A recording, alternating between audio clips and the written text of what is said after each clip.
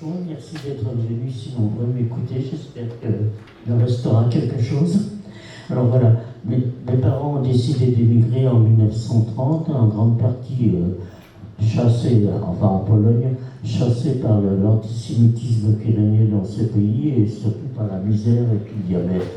Donc on a fini par émigrer en France parce que nous avions déjà partie de notre famille qui avait déjà émigré en France au début du XXe siècle en écrivant à mes parents que la France était un pays extraordinaire, que les étrangers étaient bien reçus, enfin à l'époque ça se passait très bien. Donc nous sommes arrivés en France, nous sommes installés dans un quartier très populaire, évidemment vous habitez assez loin, à 1000 km de là, dans un quartier très populaire à Belleville, où il y avait pratiquement tous les émigrés qui venaient de l'Europe entière, qui n'avaient pas beaucoup de moyens, si vous voulez, s'installer dans ces quartiers insalubres, parce que les loyers étaient très bon marché. Alors nous sommes installés dans ce quartier de Belleville, dans un passage, dans un passage qui s'appelait le passage Ronce, qui faisait 200 mètres de long sur 4 mètres de large. Alors vous voyez, il n'y avait pas beaucoup d'espace. Hein. Et puis finalement,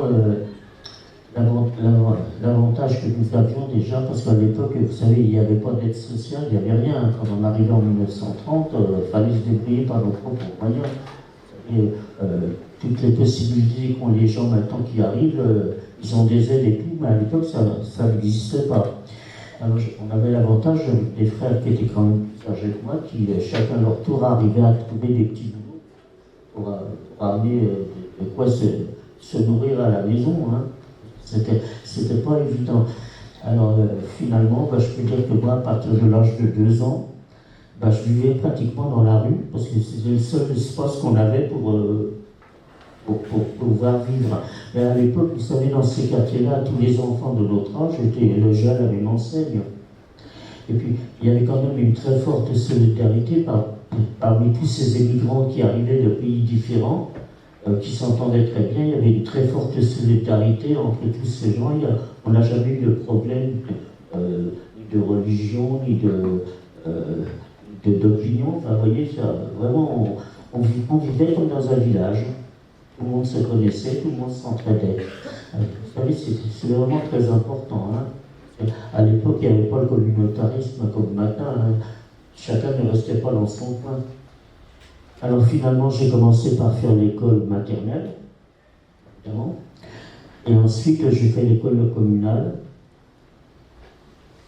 Et bien, quand on rentrait, vous savez, de l'école pour faire nos devoirs, comme mes frères travaillaient sur la table de la salle à manger avec les machines à coudre, enfin tout ce qu'il fallait pour travailler, nous on n'avait pas de place. Et donc on faisait nos devoirs sur le palier avec les cahiers sur les genoux. Vous voyez, quand on devait apprendre, on avait toujours. Et je me souviens des leçons de morale à l'époque, par ma mère, quand on partait à l'école, elle commençait par nous dire « Soyez respectueux, nous sommes des étrangers, nous avons été très bien reçus, alors ne vous faites pas remarquer, étudiez bien, parce que pour vous, c'est ce qui est le plus important. » Vous voyez, on avait la leçon de morale quand on arrivait à l'école.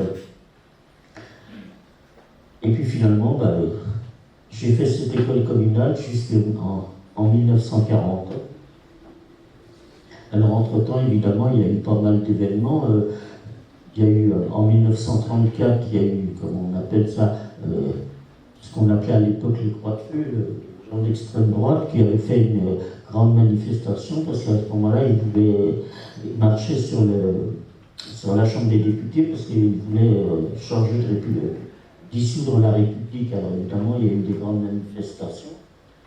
À l'époque, ça a été très dangereux. J'avais mon frère aîné, lui, qui avait assisté à cette manifestation, en 1934. Et là, évidemment, ils ont été encerclés par la gendarmerie à l'époque, qui était à cheval, avec des baïonnettes. Vous voyez, c'est comme ça que se passaient les manifestations. Alors évidemment, il y en a beaucoup qui ont été arrêtés, dont mon frère, emmené au commissariat de police. Alors évidemment, au commissariat de police, communistes, étrangers et juifs.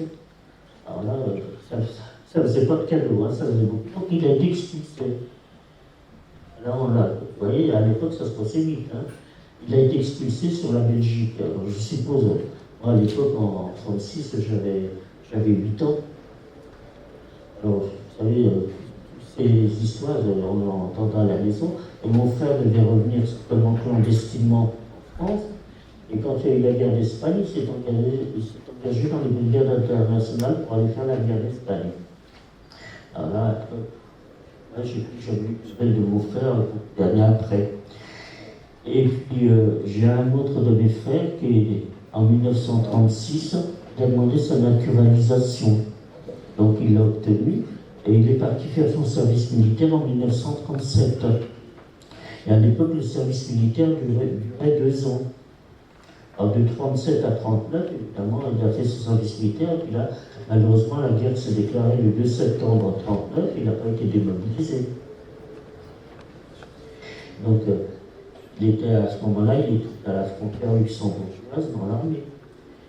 Et là, malheureusement, il y a eu, qu'on a appelé, au moment de la déclaration de la guerre, évidemment, ça fait quand même un coup de tonnerre. Alors, les écoles de Paris ont été évacuées parce que soi-disant que les Allemands allaient bombarder Paris au moment de la déclaration de la guerre. Alors on nous a envoyés dans les campagnes environnantes pour évacuer les écoles, soi-disant qu'on allait bombarder, puis évidemment il ne se passait rien. Comme la rentrée à l'époque était au mois d'octobre, on est revenu à la maison pour continuer notre scolarité normalement. Et puis finalement on est arrivé comme ça jusqu'en 1940. Et là, malheureux. Alors, ce qu'on a appelé, évidemment, on a continué à vivre normalement, parce qu'en 1939 et 40, il s'est passé pratiquement rien. C'est ce qu'on a appelé la drôle de guerre. Les Allemands, ils campaient d'un côté de leurs frontières, les Français, ils campaient de l'autre côté, et ça ne bougeait pas. On n'avait pas l'impression. Pour nous, dans ces quartiers populaires, on avait l'impression qu'on a continué à vivre comme d'habitude. Il se passait strictement rien pendant un an. Même s'il se passait éventuellement des choses aux frontières, nous, les enfants, les parents, ils ne parlaient pas devant nous de ces événements. Et malheureusement, les Allemands ont décidé en mai 40 de faire cette offensive. Donc, ils ont contourné la frontière française et ils sont passés par la Belgique, qui est un pays neutre. Et là, malheureusement, l'armée française, qui à l'époque était réputée pour être l'une des plus fortes d'Europe, a fini par, en débandade, pratiquement un mois après le déclenchement de l'offensive allemande. Alors évidemment, on a vu arriver les premiers réfugiés de Belgique qui fuyaient l'avancée de l'armée allemande. Alors, puis, toute cette armée, donc une grande partie, plus d'1 million de soldats français ont été faits prisonniers. Bon, il y en a quand même pas mal qui ont réussi à s'échapper et ont suivi donc tout cet exode sur les routes de France. Alors évidemment mitraillés par l'aviation. Beaucoup d'entre vous ont dû parler de cet exode qui s'est passé sur les routes et qu'il y a eu quand même beaucoup de dégâts. Et puis finalement, on continue à avancer. Et à ce moment-là, à partir de fin juin 1940, c'est le maréchal Pétain qui est arrivé au pouvoir, et à ce moment-là, il a demandé l'armistice. Donc, du fait qu'il avait demandé l'armistice, la guerre s'est arrêtée. Donc, les Allemands se sont arrêtés le long de la Loire. Le long de la Loire, donc, ils se sont arrêtés et ils ont occupé. Alors, quand ils sont rentrés à Paris, évidemment, ils ont commencé par annexer l'Alsace et la Moselle qu'ils avaient perdu pendant la Première Guerre mondiale. Donc, ces deux départements ont été rattachés au Reich allemand. Ils ont occupé le nord de la France, qui est devenu zone interdite. Alors, le nord de la France a été rattaché à la commandanture de Bruxelles. Et ils ont fait ce qu'on a appelé la ligne de démarcation, donc qui s'arrêtait à la Loire et qui coupait la France en deux et qui partait du nord de la France, et toute la façade atlantique jusqu'à la frontière espagnole était occupée était en zone occupée par les Allemands. Et l'autre partie, donc, on a appelé la zone sud, la zone libre sinon eux, était administrée par le maréchal Pétain. Alors, je vais faire une petite marche arrière. Moi, j'ai quitté l'école en juin 40, évidemment à l'entrée des Allemands. Donc j'avais 12 ans. Et à l'époque, quand on travaillait bien, et même dans ces conditions-là, on sortait d'une classe. Donc moi, je suis arrivé à 12 ans dans la classe du certificat d'études. Alors j'ai réussi à passer l'écrit. Pour l'oral, l'école avait fermé. Hein. Alors je peux dire que je n'avais que la moitié de mon certificat d'études. Alors on est arrivé comme ça, donc je vous dis, jusqu'à cette fameuse ligne de démarcation. Et alors, Pétain s'est donc installé à Vichy, donc à partir de juillet, et c'est là qu'il avait fait un pacte de collaboration avec Hitler. Et alors, dans ce pacte de collaboration, il avait demandé que la police française soit indépendante de la police allemande. Alors, les Allemands, ça les arrangeait bien, parce que c'était eux qui se donnaient les ordres, et c'était la police française qui exécutait le sale boulot. Et puis nous, vous savez, quand on est arrivé dans ces quartiers populaires, la police à l'époque, c'était une police de proximité.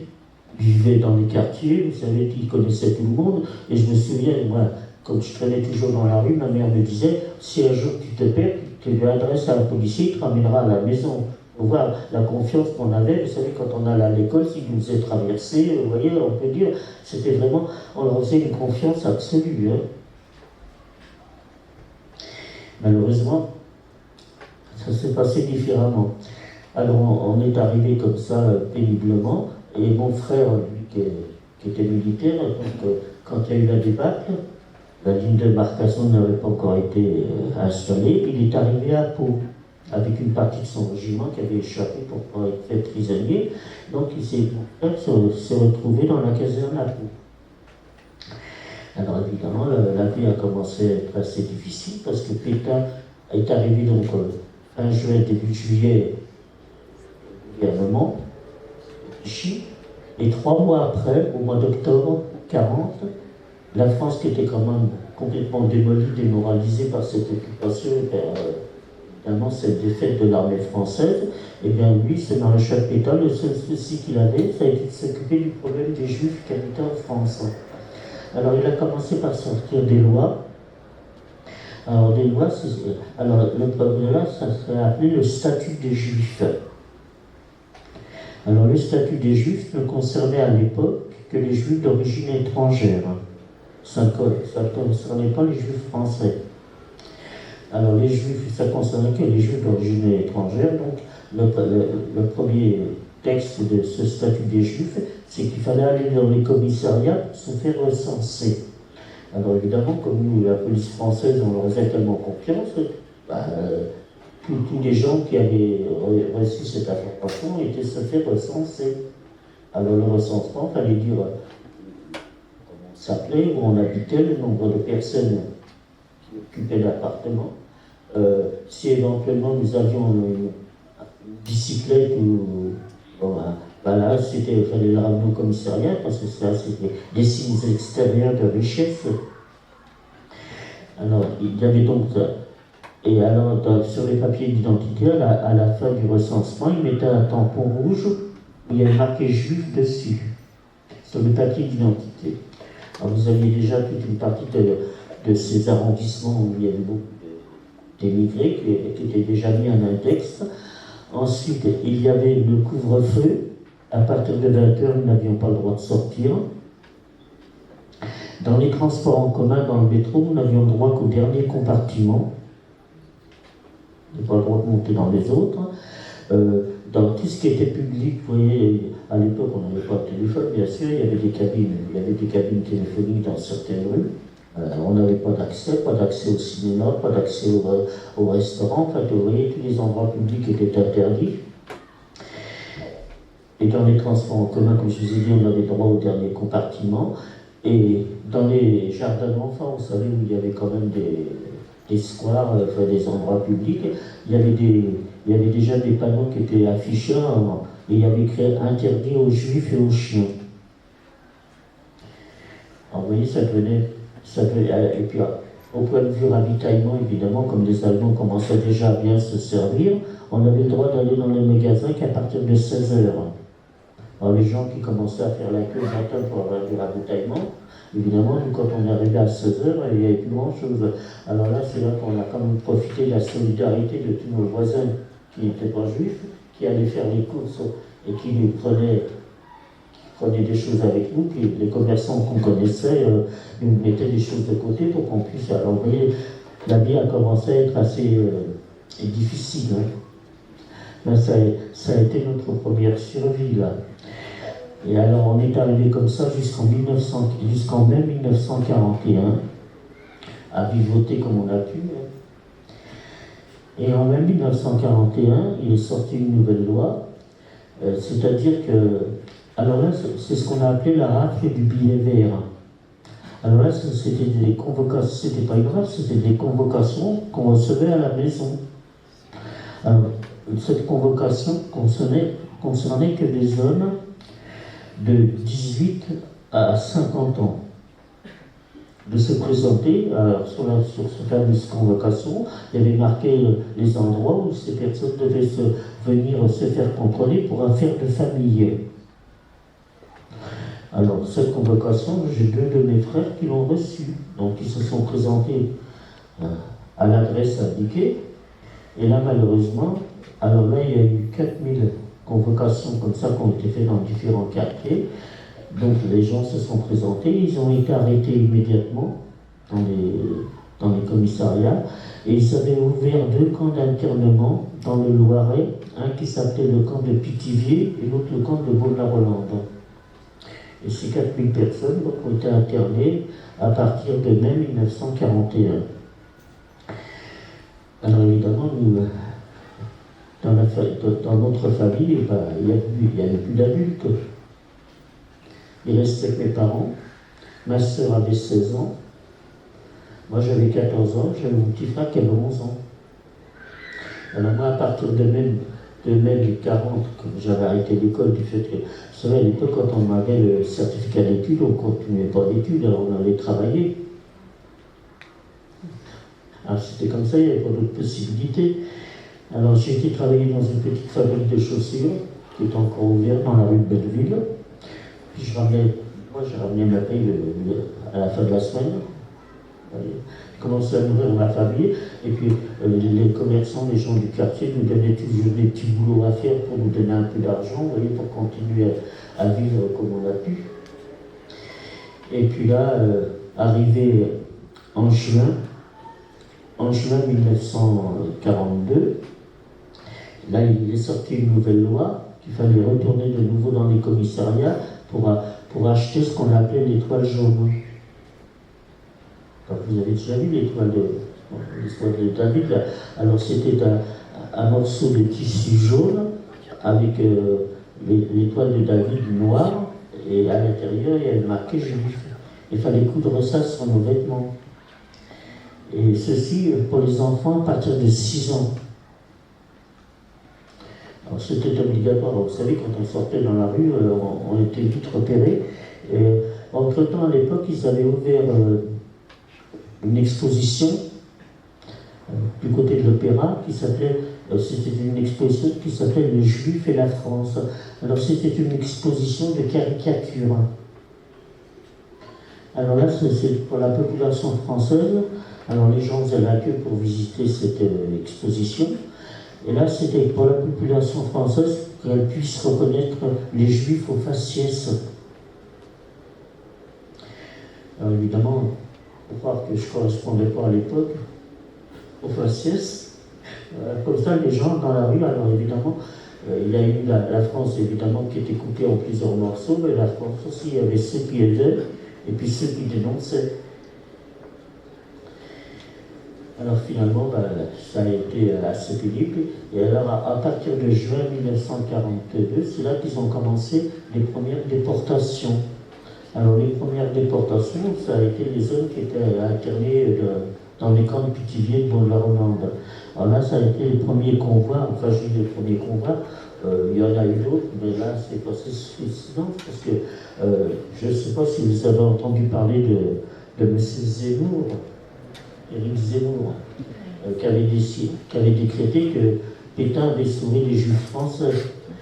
La première arrestation, elle a eu en 1941, et ça a été, on a appelé ça l'arrestation des notables. D'ailleurs, il y avait le grand-père d'Anne, comment s'appelle la journaliste, Anne Sinclair. Son grand-père faisait partie de ce... Alors ça a été le premier convoi, ils sont partis de Compiègne. Et là, c'était des gens qui étaient en France depuis plusieurs générations. Et ils étaient français. Alors quand vous dites que Zemmour a dit que Pétain avait sauvé les Juifs français, les premières déportations étaient justement de ces notables français. Alors, vous voyez qu'on raconte l'histoire à sa manière. Hein. Alors finalement, arrivé en juin 1942, là, il y a eu donc fallu acheter les étoiles, et là il y a eu les premières déportations qui sont parties du Grand Pithiviers pour la Hollande. Alors chaque convoi qui quittait la France, devait être d'un minimum de 1000 personnes et il portait un numéro. Donc les convois où sont partis mes deux frères portaient le numéro 4. Il y en avait déjà 3 qui étaient partis. Alors ces convois arrivaient directement parce qu'on leur disait qu'ils allaient travailler dans un camp de travail. Alors évidemment, parmi la population française, les gens n'étaient pas étonnés en disant il y a tellement de prisonniers en Allemagne, pourquoi que ces hommes qui étaient relativement jeunes n'iraient pas travailler dans le camp en Allemagne, hein. Ils trouvaient ça tout à fait normal. Hein. Malheureusement, tous ces premiers transports ont été envoyés. Enfin, j'ai un de mes frères qui avait 20 ans. Eh bien, on a reçu quand même, à l'époque, on a quand même reçu un certificat de décès du camp d'Auschwitz, comme quoi qu'il était mort d'une crise cardiaque. Alors, tous les gens qui ont reçu le certificat de décès, ils étaient tous morts d'une crise cardiaque. Malheureusement, ils ont tous fini dans la chambre à gaz. Et puis, à partir du mois de juin, il a commencé à courir des bruits dans les quartiers qu'il allait y avoir des rafles. Alors, vous savez, on ne s'est pas méfié parce que jusqu'à présent, les rafles, ça ne concernait que les hommes. On n'avait jamais arrêté de femmes et d'enfants à l'époque. Alors, évidemment, il y a quand même quelques policiers qui ne voulaient pas obéir, qui sont venus prévenir les concierges des immeubles en disant si vous avez des juifs dans vos immeubles, prévenez qu'il va y avoir une rafle. Donc, ceux qui ont eu l'information se sont cachés. Et puis les autres, évidemment, les femmes, les enfants, les personnes âgées, sont restés dans les appartements, puisque s'imaginait qu'on ne risquait rien.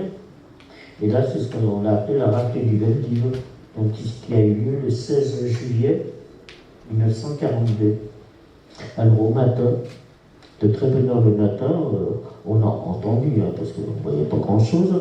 Vous savez, dans ce passage qui faisait 4 mètres de large, avec des gros pavés, ça résonnait, ça faisait du bruit. Quand on a vu arriver toute cette escouade de policiers en civil et puis en uniforme qui couraient dans le passage, alors chaque policier avait la fiche du recensement. Ils avaient tant de personnes à arrêter. Ils avaient des noms, enfin, ils avaient tous les documents puisqu'il y avait eu le recensement. Alors ils ont commencé à monter dans les étages. Nous, on ne les voyait pas, on les entendait, à taper aux portes en disant préparez un petit bagage, dépêchez-vous, on n'a pas que ça à faire, vous vous rassemblez en bas devant l'immeuble. Et puis, au fur et à mesure qu'ils montaient dans les étages, ils tapaient aux portes avec des gourdins en disant aux gens préparez un petit bagage. Et les personnes qui ne voulaient pas ouvrir, ils défonçaient les portes pour les faire descendre de force. Et puis nous, alors avec ma mère, ma soeur, mon petit frère, on était à la fenêtre, on se demandait ce qui se passait. Alors nous, on ne les voyait pas, les policiers, dans notre immeuble, on les entendait, mais on voyait l'immeuble en face. Vous savez, 4 mètres, ça ne fait pas large. Hein. Alors je peux dire que j'ai assisté à la rafle du Veldiv de ma fenêtre. Alors là, on a vu descendre des personnes âgées sur des civières, avec des immeubles en face. Il y avait beaucoup de femmes qui étaient là avec des familles nombreuses, qui descendaient avec des enfants qui hurlaient. Alors là, c'est la première fois que j'avais vu ça. Il y a une femme qui s'est jetée avec son bébé par la fenêtre, par le premier suicide. Et puis finalement, on a vu descendre tous ces gens-là qui étaient bousculés. Le passage était rempli à tous les étages, partout dans tous les immeubles. Alors, dans ce passage 11, parce que j'ai écrit un livre là-dessus, sur cette rafle qui a eu lieu dans le passage 11, il y a eu 68 adultes qui ont été arrêtés et 40 enfants. Et il y avait des autobus qui attendaient au point du passage. Alors, vous aviez les célibataires qui ont été arrêtés, ont été envoyés dans les camps de Pithiviers, et les autres ont été envoyés ce qu'on appelait ils avaient réquisitionné un gymnase qui s'appelait le Vélodrome d'hiver.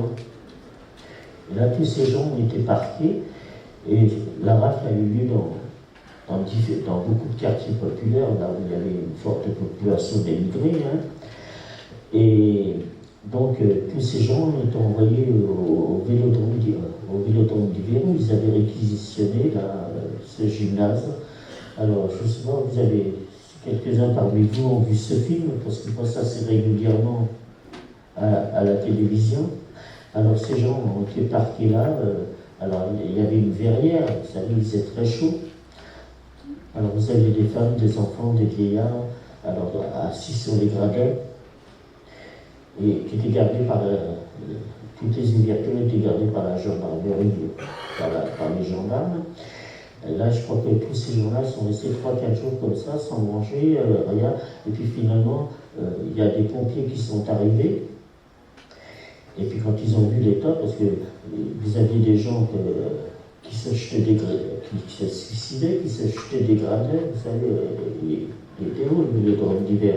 Enfin, ça a été quelque chose d'épouvantable. Évidemment, les sanitaires étaient bouchés. Alors là, ils ont quand même fait venir des infirmières de la Croix-Rouge pour essayer de les aider, mais enfin, c'était pas possible. Et puis là, les pompiers, il y a eu les pompiers qui sont arrivés, puis quand ils ont vu ce qui se passait, alors ils ont voulu, vous savez, ils avaient des bouches spéciales, vous savez, pour les incendies. Ben, les gendarmes leur ont refusé d'ouvrir les bouches d'incendie. Alors, le capitaine des pompiers, il ne les a pas écoutés parce qu'il avait un grade supérieur aux gendarmes. Il a dit, moi, là, ici, c'est moi qui commande. Il a ouvert les bouches d'incendie pour arroser les gens, pour leur donner à boire. Et puis finalement, au bout de 4-5 jours, ils ont évacué le Vélodrome d'hiver. Alors, tous ces gens-là ont été envoyés au camp de Drancy. Alors, le camp de Drancy, c'était une bande HLM qui se trouvait au nord de Paris, qui n'avait pas été terminée du fait de la guerre. Ça devait être des immeubles sociaux. Alors, c'était des bandes HLM qui n'avaient pas été terminées sur 4 niveaux, tout en béton. Alors, il y avait ni porte ni fenêtre. Vous voyez, ça avait été terminé, les travaux avaient été arrêtés du fait de la guerre. Donc, tous ces gens qui avaient été au Veldiv ont été mis au camp de Drancy. Et c'est là qu'a commencé toutes les déportations du camp de Drancy. Et alors, pour revenir à la rafle, le policier qui avait l'affiche qui devait venir nous arrêter, nous, ben, il n'est pas venu. Il a dû aller ailleurs où il n'était pas libre et il n'est pas venu. Donc, on n'a pas été, mes parents, enfin nous, on n'a pas été arrêtés le jour de la rafle. Alors ma mère, qui était très inquiète, parce que nous avions toute notre famille qui habitait dans le quartier, avait demandé à ma soeur et à moi d'aller voir dans le quartier qu'est-ce qui s'était passé. Donc j'ai quitté ma soeur au bout du passage. Elle est partie de son côté, moi je suis parti du mien. J'ai fait le tour du quartier, et là, ce jour-là, j'ai appris que j'avais 17 membres de ma famille qui avaient été arrêtés pendant cette rafle. Et puis au bout d'une heure, je suis revenu, j'ai dit à ma mère, j'ai trouvé personne. Et puis ma soeur, alors je lui ai dit, Fanny, où elle est? Elle m'a dit, elle n'est pas revenue, je ne sais pas où elle avait été, ma soeur, elle avait été dans le quartier, mais le quartier était très étendu, elle n'était pas revenue. Alors, comme j'avais mon frère qui était à Pau, mon frère qui était militaire, il était marié, et ma belle-sœur, elle habitait à la place de la République. Alors, ça faisait assez loin du quartier où j'habitais, alors ma mère m'a dit, va jusque là-bas pour voir éventuellement qu'est-ce qui était arrivé à ma belle-sœur. Alors je suis parti chez ma belle-sœur à Belleville. Et quand je suis arrivé, il y avait la gardienne de l'immeuble qui était sur le toit de la porte. Elle me dit, oh, bah, c'est pas la peine de monter chez ta belle-sœur. Elle est cachée dans elle avait une chambre de bonne au 6e étage. Donc elle était cachée dans la chambre de bonne. Alors je suis monté la voir. Et j'ai trouvé ma belle-sœur en pleurs. Et je dis, qu'est-ce qui t'arrive? Alors elle me dit, elle avait placé, j'avais un petit neveu qui avait 4 ans. Elle avait placé mon petit neveu dans un home d'enfants pour les vacances du mois de juillet. Un home d'enfants qui était à la Garenne, qui se trouvait à peu près à une quinzaine, une vingtaine de kilomètres de Paris. C'était un home d'enfants, mais disons que les directeurs de ce home, c'était monsieur et madame Zisman, vous en avez entendu parler. Donc ils avaient été arrêtés. Ça fait que tous les enfants qui étaient petits étaient livrés à eux-mêmes. Il n'y avait personne pour les garder. Alors je ne sais pas comment les parents ont été prévenus. Alors ma belle-sœur me dit, moi je ne peux pas sortir parce que dans le quartier de la République, elle était connue, avec l'étoile et tout. Elle me dit, toi on ne te connaît pas. Elle me dit, est-ce que tu peux aller chercher le petit à la Varenne? Alors à l'époque, il y avait un train qui partait de la Bastille. Alors j'ai pris le train. J'étais jusqu'à la Varenne, j'ai récupéré mon petit neveu. Puis je suis revenu le ramener à ma belle-sœur. Et là, quand je suis revenu sur Paris, comme il y avait le couvre-feu à 20h, on n'avait pas le droit de sortir après 20h. Alors ma belle-sœur elle me dit, écoute, tu ne vas pas prendre le risque de rentrer chez toi, parce que moi à 14 ans j'avais une taille d'adulte. Alors évidemment, elle me dit, tu risques de tomber sur un pédicule à Ferguson et puis tu risques de te faire arrêter. Elle me dit, tu n'as qu'à dormir ici. Donc je passais la nuit au 6e étage dans le grenier, enfin dans la chambre de bonne de ma belle-sœur avec mon petit neveu. Et puis le lendemain matin, évidemment, je pensais à mes parents. Vous savez, une gamine de 14 ans qui ne rentre pas la nuit, hein, c'était pas courant à l'époque.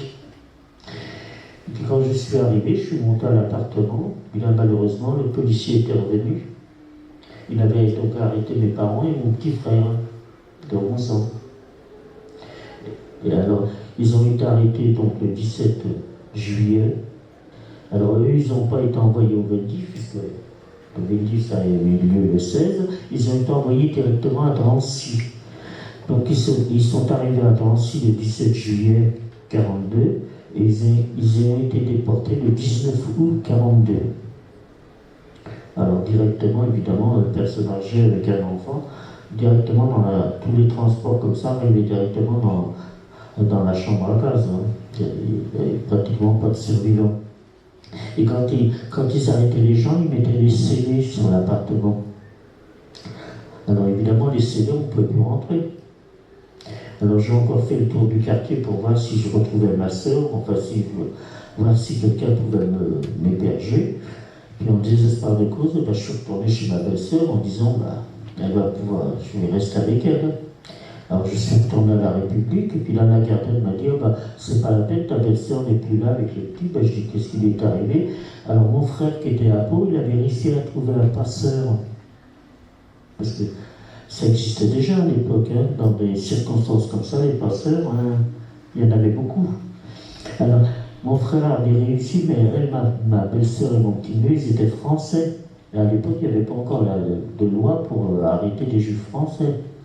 Donc, ils ont réussi à franchir sans difficulté, et ils sont arrivés à Pau, rejoindre mon frère. Alors, mon frère a placé mon petit-neveu, qui avait 4 ans, dans une famille catholique à Pau, où mon petit-neveu a été caché pendant toute la guerre. Et ma belle-sœur, elle avait des amis qui habitaient dans un vieux village perché en Auvergne, où il n'y avait qu'une seule route.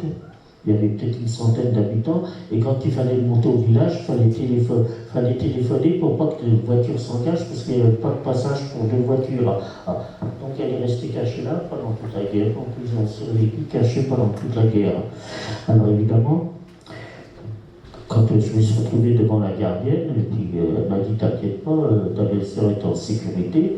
Alors j'ai commencé à pleurer, elle me dit, qu'est-ce qui t'arrive? J'ai dit, mes parents ont été arrêtés. L'appartement est scellé, toute la famille a été arrêtée, je ne sais pas où aller. Alors elle m'a gardé dans sa loge. Puis j'ai su après que c'était une femme qui faisait partie déjà d'un réseau de résistance, la gardienne de l'immeuble. Donc elle m'a gardé dans sa loge. Alors évidemment, vous savez, une loge, c'est qu'une seule pièce, avec un rideau qui cache un lit. Alors, vous savez, à chaque fois que la porte de la loge s'ouvrait, j'étais obligé de me cacher derrière le rideau pour pas qu'on voit. Et puis il y avait des affiches qui étaient placardées dans la rue de Paris en disant que les Français qui essayaient de sauver les Juifs risquaient eux aussi de se faire arrêter. Alors au bout d'une quinzaine de jours, elle m'a dit, écoute, il faut trouver une solution, c'est dangereux pour toi et pour moi, tu ne peux pas rester ici. Alors on a cherché des solutions. Alors on a fini par trouver en disant, la seule solution qui me reste, moi, c'était de rejoindre mon frère qui était à Pau. Alors pour rejoindre mon frère, c'est pareil, il y avait la ligne de démarcation, c'est encore à l'époque. Elle m'a trouvé un passeur, la gardienne, qui m'a emmené jusqu'à Bordeaux. Alors là, évidemment, quand on est monté dans le train, il m'a pris un billet de train, il m'a dit je ne reste pas à côté de toi, parce que, évidemment, dans le gars, il y avait beaucoup de contrôles de police, parce que les gens qui avaient échappé à la rafle, et tout le monde essayait de franchir la ligne de démarcation pour aller de l'autre côté. Alors évidemment, il y avait beaucoup de contrôle. Il m'a dit, bon, bah, je te laisse là, moi je vais dans un autre compartiment. Le matin, donc on est arrivé à Bordeaux. Je suis descendu sur le quai, et j'ai vu le passeur qui était sur le quai, et qui convoyait une famille, deux familles, et une douzaine de personnes. Alors j'étais un peu surpris. Alors il a commencé par nous dire qu'il avait réservé quelques chambres dans un hôtel de Bordeaux, dans un petit hôtel, et que le lendemain, on irait à la gare routière pour prendre un car qui allait nous emmener à Mont-de-Marsan et qu'on franchirait la ligne de démarcation dans la forêt des Landes. Alors on a passé la nuit dans cet hôtel. Le lendemain, on s'est préparé pour attendre le passeur. Malheureusement, il n'est jamais revenu. Alors, je suppose qu'il a dû être dénoncé, parce que la gardienne ne m'aurait pas confié si elle ne l'avait pas connu. Enfin, finalement, on a attendu pas mal de temps en disant il a peut-être du retard, il va revenir. Il n'est jamais revenu. Donc ce groupe de personnes s'est dispersé, ils sont partis de leur côté. Moi, je me suis retrouvé toute seule à Bordeaux. Alors là, je vais vous dire que jusqu'à l'âge de 14 ans, j'avais pratiquement jamais quitté mon quartier. Vous savez, se retrouver tout seul à 14 ans à Bordeaux, je me suis dit, bah, qu'est-ce que je vais faire maintenant? Alors évidemment, j'ai attendu un moment, puis j'ai demandé dans la rue aux passants où est la gare routière. Alors je me suis dirigé à la gare routière, et là effectivement, il y avait un petit bus où il y avait marqué Mont-de-Marsan dessus. Alors je me suis mis devant la porte de ce bus, et puis là c'était un particulier qui faisait la navette entre les gens qui habitaient à Mont-de-Marsan et qui venaient travailler à Bordeaux. Alors il prenait les gens le matin, il les emmenait à Bordeaux pour travailler, et puis il les ramenait le soir, et puis il faisait la navette toute la journée parce qu'il y avait des horaires décalés. Donc il faisait que ça, c'était son métier. Alors j'étais devant la porte du bus, les gens montent, évidemment ils les connaissaient tous, hein, c'est toujours les mêmes personnes qui venaient travailler, qui faisaient leur tour. Alors ils commencent par me dire, qu'est-ce que tu fais là toute seule, où sont tes parents? Voilà. Je dis, oui, je suis toute seule. Il me dit, mais qu'est-ce que tu veux? Où tu veux aller là?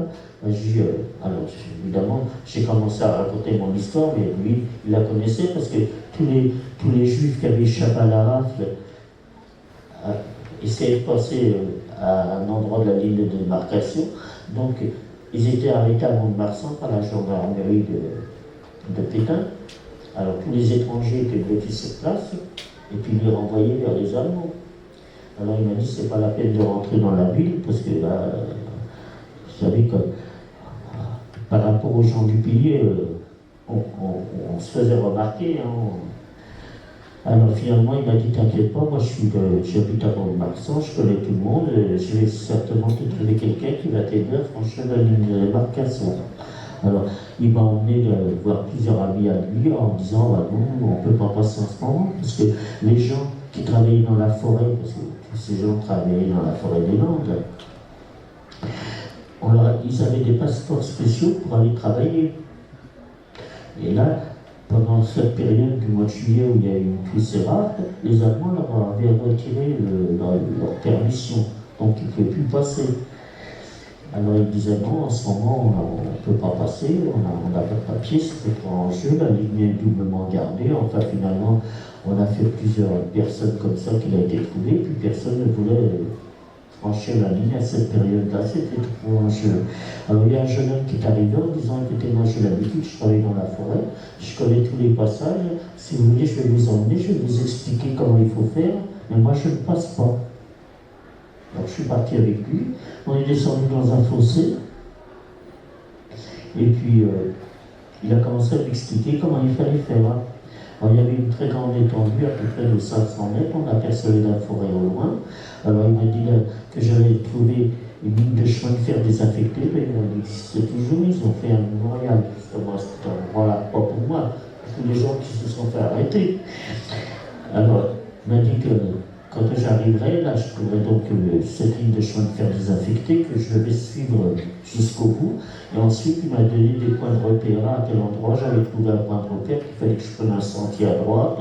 Ensuite, je trouverai un autre point de repère pour prendre un sentier à gauche. Enfin, finalement, il m'a expliqué pendant pas mal de temps. Il m'a fait répéter pour voir si j'avais bien compris. Et puis, il est parti. Alors, j'ai attendu qu'il fasse nuit, parce qu'au mois de juillet, il faut attendre. Et puis, je suis sorti de mon fossé, puis j'ai couru. Quand moi, à 14 ans, on court vite. Alors, je suis arrivé dans cette forêt, où, effectivement, j'ai trouvé cette ligne de chemin de fer que j'ai suivi. Bon, là, sans problème, vous voyez, je marchais, puis arrivé au bout, il n'y avait plus rien. Alors là, j'ai commencé à paniquer, parce que les points de repère, je ne les reconnaissais plus. Puis j'ai commencé à paniquer. Vous savez, quand on panique, on ne réfléchit plus. Alors, j'ai commencé à tourner en rond. J'ai marché comme ça toute la nuit. Alors, vous savez qu'à l'époque, nos livres d'école, c'était compter les gens. Vous savez qu'on allait chercher à la bibliothèque, alors compter les gens quand on est perdu dans les forêts, vous savez tout ce qui peut vous arriver, les bêtes fauves, vous voyez, de se faire enlever, tout ce qui peut. Alors, vous voyez, j'ai marché comme ça toute la nuit avec toutes ces idées en tête.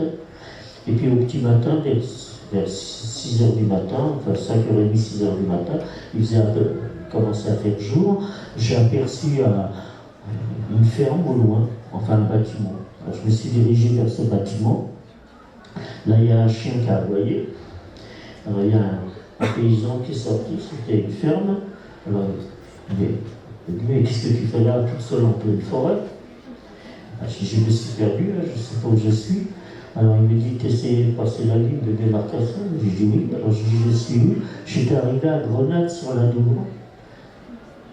Et c'était en zone libre. J'avais réussi à franchir la ligne sans m'en rendre compte. Alors ce brave homme, il m'a fait rentrer dans sa ferme, il m'a dit, mais tu veux aller où maintenant? Je dis, j'ai mon frère qui est à Pau. J'avais aucune notion de la distance qu'il y avait entre Grenade sur la Douvre et Pau. Et il m'a dit, ouais, bon, t'inquiète pas, il y a un car régulier qui fait la ligne, qui part d'un village et qui fait la ligne jusqu'à Pau. Alors là, il m'a fait rentrer dans sa ferme, il m'a nourri. Évidemment, ça faisait 2 jours que j'avais rien mangé. Il m'a nourri, enfin, je me suis reposé, j'ai dormi un petit peu. Et puis le soir, il m'a dit, il y a un car qui part à quelques kilomètres du premier village. Il dit, je t'accompagnerai jusqu'au car. Alors, il avait une carriole avec un cheval. Alors, il m'a fait un colis de ravitaillement. Il m'a donné de l'argent, il m'a demandé si j'avais de l'argent, je lui ai dit que j'en avais pas, il m'a donné de l'argent. Et il m'a amené jusqu'à l'arrêt du car. Enfin, vous savez, enfin pour en revenir un peu plus tard, c'est en France, à l'avantage de la France, c'est le seul pays d'Europe qui a sauvé les 2 tiers de la population juive, de toute l'Europe. Là, ça c'est à l'avantage de la France. C'est le seul pays d'Europe qui a réussi à sauver les 2 tiers de la population juive. Alors finalement, je suis arrivé à Pau, je me suis présenté à la caserne. Alors évidemment, mon frère, quand il m'a vu, il m'a dit, qu'est-ce qui t'arrive? Parce que lui, quand ma belle-sœur est partie me rejoindre, je ne savais pas que mes parents avaient été arrêtés. Alors je lui ai expliqué que toute la famille avait été arrêtée, tout ce qui m'était arrivé. Évidemment, je ne pouvais pas loger dans la caserne. Alors j'ai passé la nuit dans la chambre de garde, et le lendemain, il est parti à Pau pour me chercher un hébergement. Alors il m'a trouvé une chambre de bonne, au 37 rue Carnot, vous voyez, j'ai encore l'adresse d'ailleurs, l'immeuble existe toujours. Il m'a trouvé une chambre de bonne, donc il a payé le loyer, et puis tous les matins, il venait me porter à manger, il venait me porter des livres, il a dû écumer toutes les bibliothèques de Pau pour me trouver des livres pour m'occuper. Et là, je suis resté pendant 3 mois dans cette chambre de bonne, sans sortir. Et là, on est arrivé donc, c'était en novembre oui, en novembre 1942, les Alliés avaient débarqué en Afrique du Nord. Donc, en représailles, les Allemands ont occupé toute la France. Donc, ils ont retiré la ligne de démarcation, et ils ont occupé toute la France. Et c'est à ce moment-là que Pétain a donné l'ordre d'arrêter tous les juifs français, enfin tous les juifs de n'importe quelle origine. C'est à ce moment-là qu'il a donné l'ordre. Alors, mon frère, se rendant compte de ce qui allait arriver, avec quelques-uns de son régiment, ils ont franchi la frontière espagnole. Évidemment, ils ont été arrêtés par la police de Franco. Ils ont été mis dans un camp pendant 2 ou 3 mois. Et ensuite, ça a dû être négocié parce que les Américains avaient débarqué en Afrique du Nord, à Casablanca. Donc, quand il a été libéré des prisons de Franco, ils sont partis sur Casablanca et mon frère s'est engagé dans la 2e DB. Alors évidemment, quand il est parti, moi je ne pouvais plus rester dans la chambre de bonne, il m'a laissé tout l'argent qu'il avait disponible en me disant essaie de trouver une famille, essaie de trouver une ferme pour travailler, mais vous savez, pendant 3 mois, je n'étais pas sorti de cette chambre, je ne connaissais personne à Pau. Hein. Alors je me suis dit dans mon idée, quand mes parents étaient arrêtés, je me suis dit bon, à l'âge qu'ils ont avec mon petit frère, ils ont peut-être été relâchés. Je me faisais des illusions. Donc j'ai pris le train, je suis remonté à Paris, en espérant que mes parents. Alors évidemment, quand je suis arrivé, toujours pareil, faire le tour du quartier, et personne. Donc je suis retourné voir la gardienne qui m'avait hébergé. Elle était un peu surprise quand elle m'a vu revenir. Alors elle m'a encore gardé quelques temps. Et ensuite elle a trouvé une adresse. Ça s'appelait le comité Amelot. C'était dans la rue Amelot. C'était un comité qui s'occupait des enfants orphelins parce que vous aviez à l'époque les premières arrestations, les parents qui étaient étrangers avaient été déportés, et les enfants, comme ils étaient français, ils avaient été placés dans les orphelinats. Les orphelinats qui étaient gérés par les Allemands.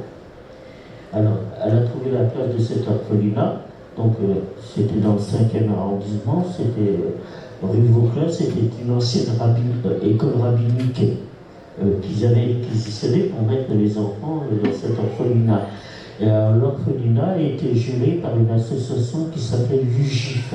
Alors c'était les Allemands qui avaient créé cette association parce que toutes les associations juives avaient été interrompues, avaient été dit, ils avaient plus le droit de continuer, et tous les juifs devaient adhérer donc à l'UGIF, à cette association.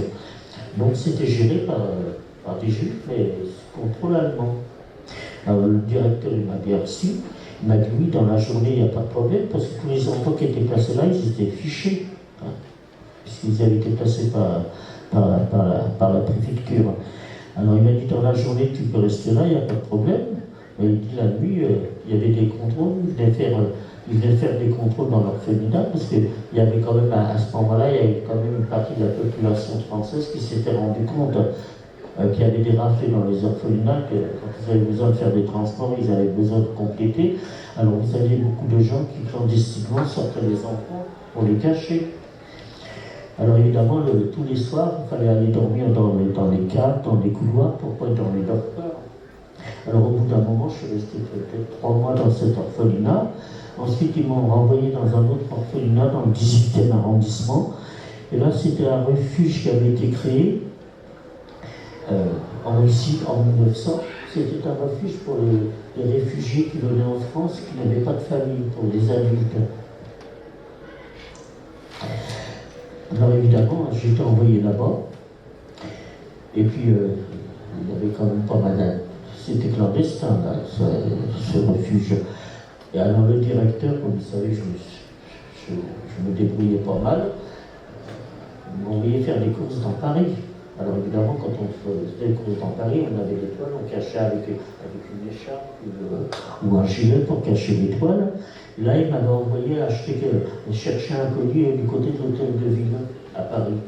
Donc j'ai pris le métro. Et en sortant du métro, il y avait un banal contrôle de police. Il y avait un policier en uniforme qui, au Transilien, à la sortie du métro, qui demandait uniquement les cartes d'identité. Vous voyez, la police, elle patrouillait dans tout Paris, aux terrasses des cafés, partout, à la sortie des cinémas, ils demandaient les cartes d'identité aux gens. Alors, évidemment, ceux qui avaient la carte d'identité où il y avait marqué juif, ils étaient arrêtés immédiatement.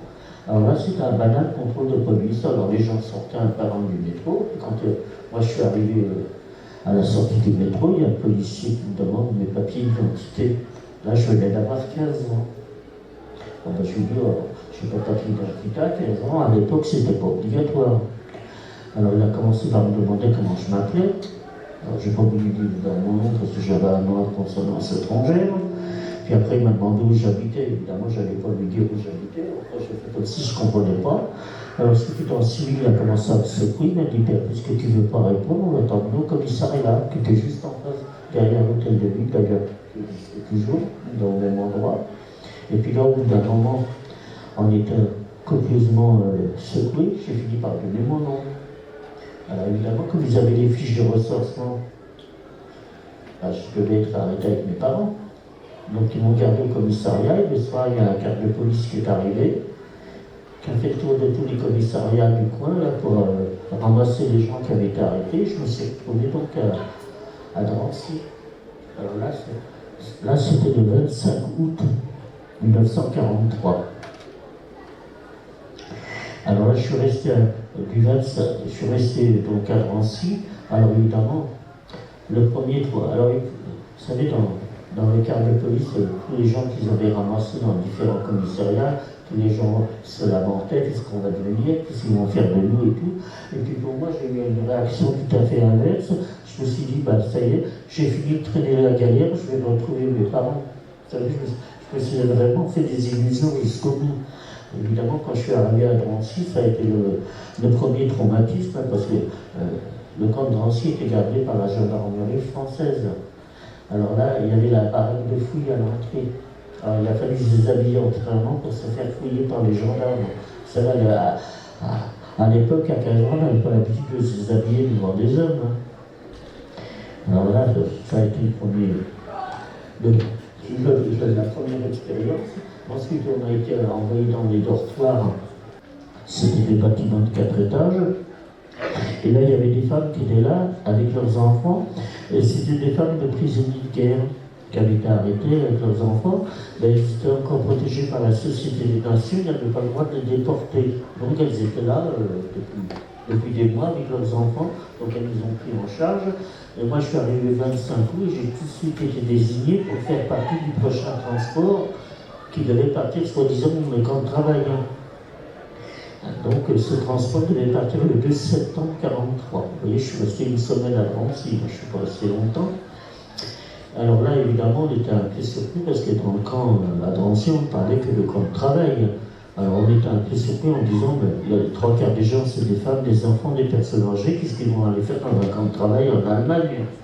Alors, les gendarmes, pour nous rassurer, nous disaient, vous inquiétez pas, vous les jeunes, vous irez travailler, le soir, ce sera un regroupement familial. Enfin, finalement, on est parti le 2 septembre 1943. Alors évidemment, comme je vous ai dit, tous les transports devaient être d'un minimum de 1000 personnes. Alors comme ils n'avaient pas toujours les 1000 personnes disponibles, parce que vous savez, entre juillet 42 et juillet 1943, moi je suis parti avec le transport qui portait le numéro 59. Vous voyez le nombre de transports qu'il y avait eu en un an de temps. Alors ils n'avaient pas toujours les 1000 personnes, donc comme Drancy qui pouvaient déporter. Ils ont donc été dans une maternité qui dépendait de la fondation Rothschild, le Picpus, où ils ont sorti des femmes qui venaient d'accoucher, et à côté il y avait une maison de retraite où ils ont sorti des personnes âgées pour compléter ce transport de 1000 personnes. Voilà, on nous a dirigés sur la gare de Bobigny, qui était à proximité du camp de Drancy, et là il y avait un train avec des wagons à bestiaux. Et là ils nous ont propulsés dans ces wagons à bestiaux à 50-60 personnes par wagon. Alors vous voyez la taille d'un wagon à bestiaux. On était comprimés debout les uns contre les autres. Ils ont mis un seau avec de l'eau pour boire, il faisait chaud.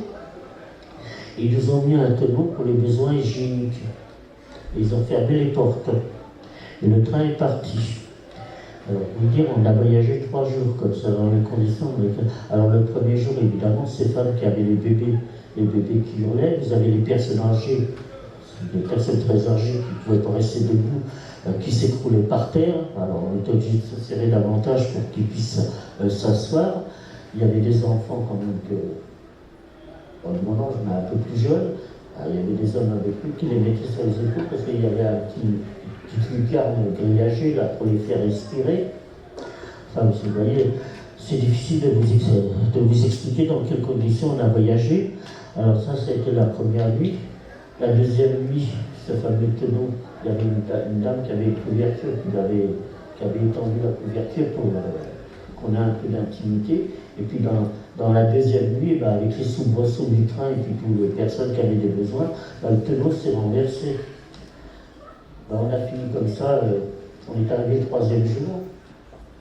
On veut dire dans quelles conditions on a voyagé. Et là, le train s'est arrêté au petit matin, vers 5h, 5h30, 6h du matin. Alors le train s'est arrêté, les portes se sont ouvertes, et c'est là qu'on a vu les premiers Allemands. Alors on est arrivé sur un immense quai en béton. Alors les Allemands, ils avaient appelé le quai la Judenrampe, la rampe des Juifs. Parce qu'à l'époque, les trains n'arrivaient pas devant le camp, c'est après qu'ils ont mis les rails. On arrivait donc sur ce quai en béton. Alors évidemment, on a vu arriver les femmes allemandes, les femmes militaires allemandes, avec les capots, avec des matraques pour faire descendre tout le monde du train.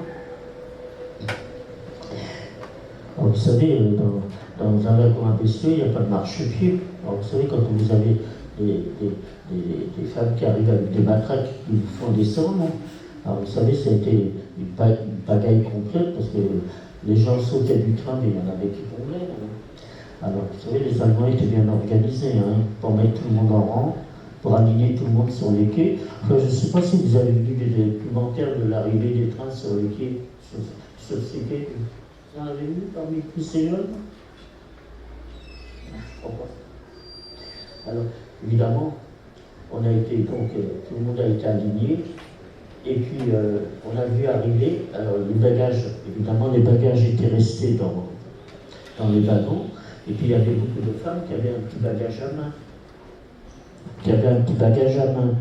Qu'elle avait gardé avec elle. Alors, on a vu arriver les premiers déportés, évidemment, les arcolis, c'était des commandos spéciaux avec leur pyjama rayé, vous savez, puis du demi-greur. Alors, eux, ils avaient comme consigne de récupérer les bagages et puis de sortir les personnes qui étaient mortes dans les wagons. Et alors, pour récupérer les bagages, il fallait qu'il aille dans les rangs. On était alignés sur le quai pour récupérer les bagages à main. Des femmes qui tenaient leurs bagages à main. Alors, ils passaient derrière nous, furtivement, parce qu'ils n'avaient pas le droit de nous parler, en nous disant « Ne prenez pas d'enfants avec vous, donnez-les aux personnes âgées. » Alors, on ne comprenait pas, parce que vous aviez des femmes qui avaient plusieurs enfants, on en prenait un ou deux pour s'en occuper, pour les soulager un petit peu.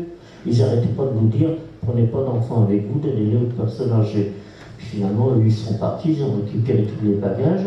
Et à ce moment-là, il y a un Allemand qui est arrivé avec un haut-parleur, en nous disant, alors il y avait sur ce fameux quai qui faisait je ne sais combien de kilomètres, il y avait des camions qui étaient garés avec une croix rouge, comme des camions sanitaires.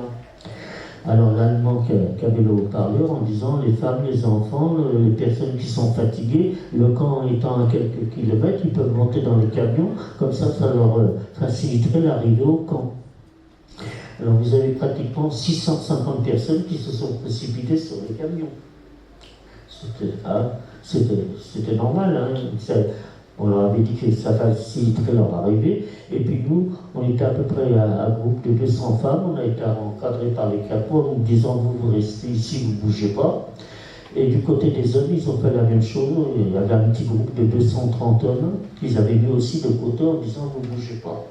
Donc les 650 personnes sont montées dans le camion, mais les camions ne sont pas partis tout de suite, ils ont stationné un moment, et nous, les 200 femmes qu'on était, on nous a fait défiler une par une devant 3 Allemands qui étaient à l'autre bout du quai, à l'extrémité du quai, là ils étaient 3, avec un chien bien sûr, et il y en avait un qui avait une badine à la main.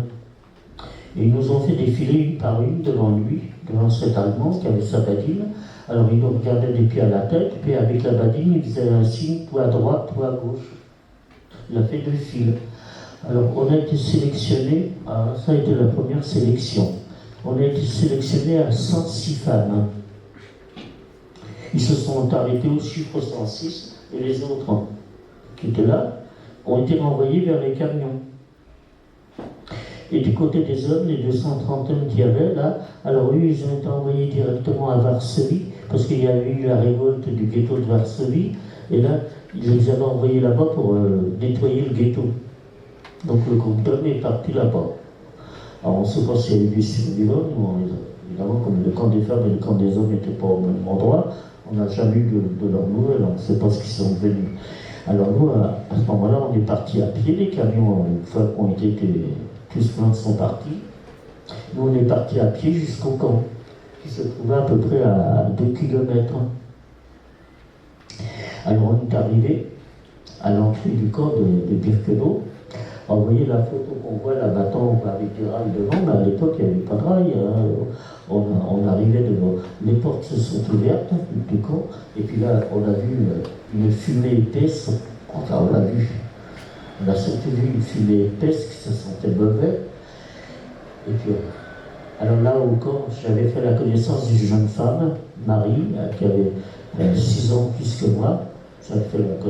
On était ensemble à Drancy, elle s'est trouvée sélectionnée parmi les 106 femmes, donc on était ensemble. Et puis, alors, il y avait la spécificité du camp de Birkenau, il fallait toujours courir, on n'avait pas le droit de marcher. Il fallait courir, il fallait toujours être en mouvement. Alors on a évidemment avec les matraques derrière, on a commencé à courir dans l'allée centrale et puis on voyait cette fumée épaisse qui fumait de partout. Alors je disais à mon ami Marie, on nous a parlé d'un camp de travail, ça doit être des usines. Oui, on s'imaginait que c'était des usines. Et puis, alors l'allée centrale, il faut vous dire, le camp de Birkenau, il fait à peu près 175 hectares. Vous voyez le nombre de baraques, vous avez vu certainement voir dans les documentaires, le nombre de baraques qu'il y avait dans ce camp. Alors on a fini par arriver en courant au bout de l'allée centrale, et puis là, on nous a fait rentrer dans un bâtiment en nous disant, nous déshabiller, que nous allions prendre une douche. Alors, on était contents, parce que dans l'état de saleté dans lequel on était arrivé, on était contents de prendre la douche. Mais nous, comme on avait été sélectionnés pour les travaux forcés, on a pris une douche froide, c'est le cas de dire. On avait mis serviette qui sort, puisque tous les bagages étaient restés.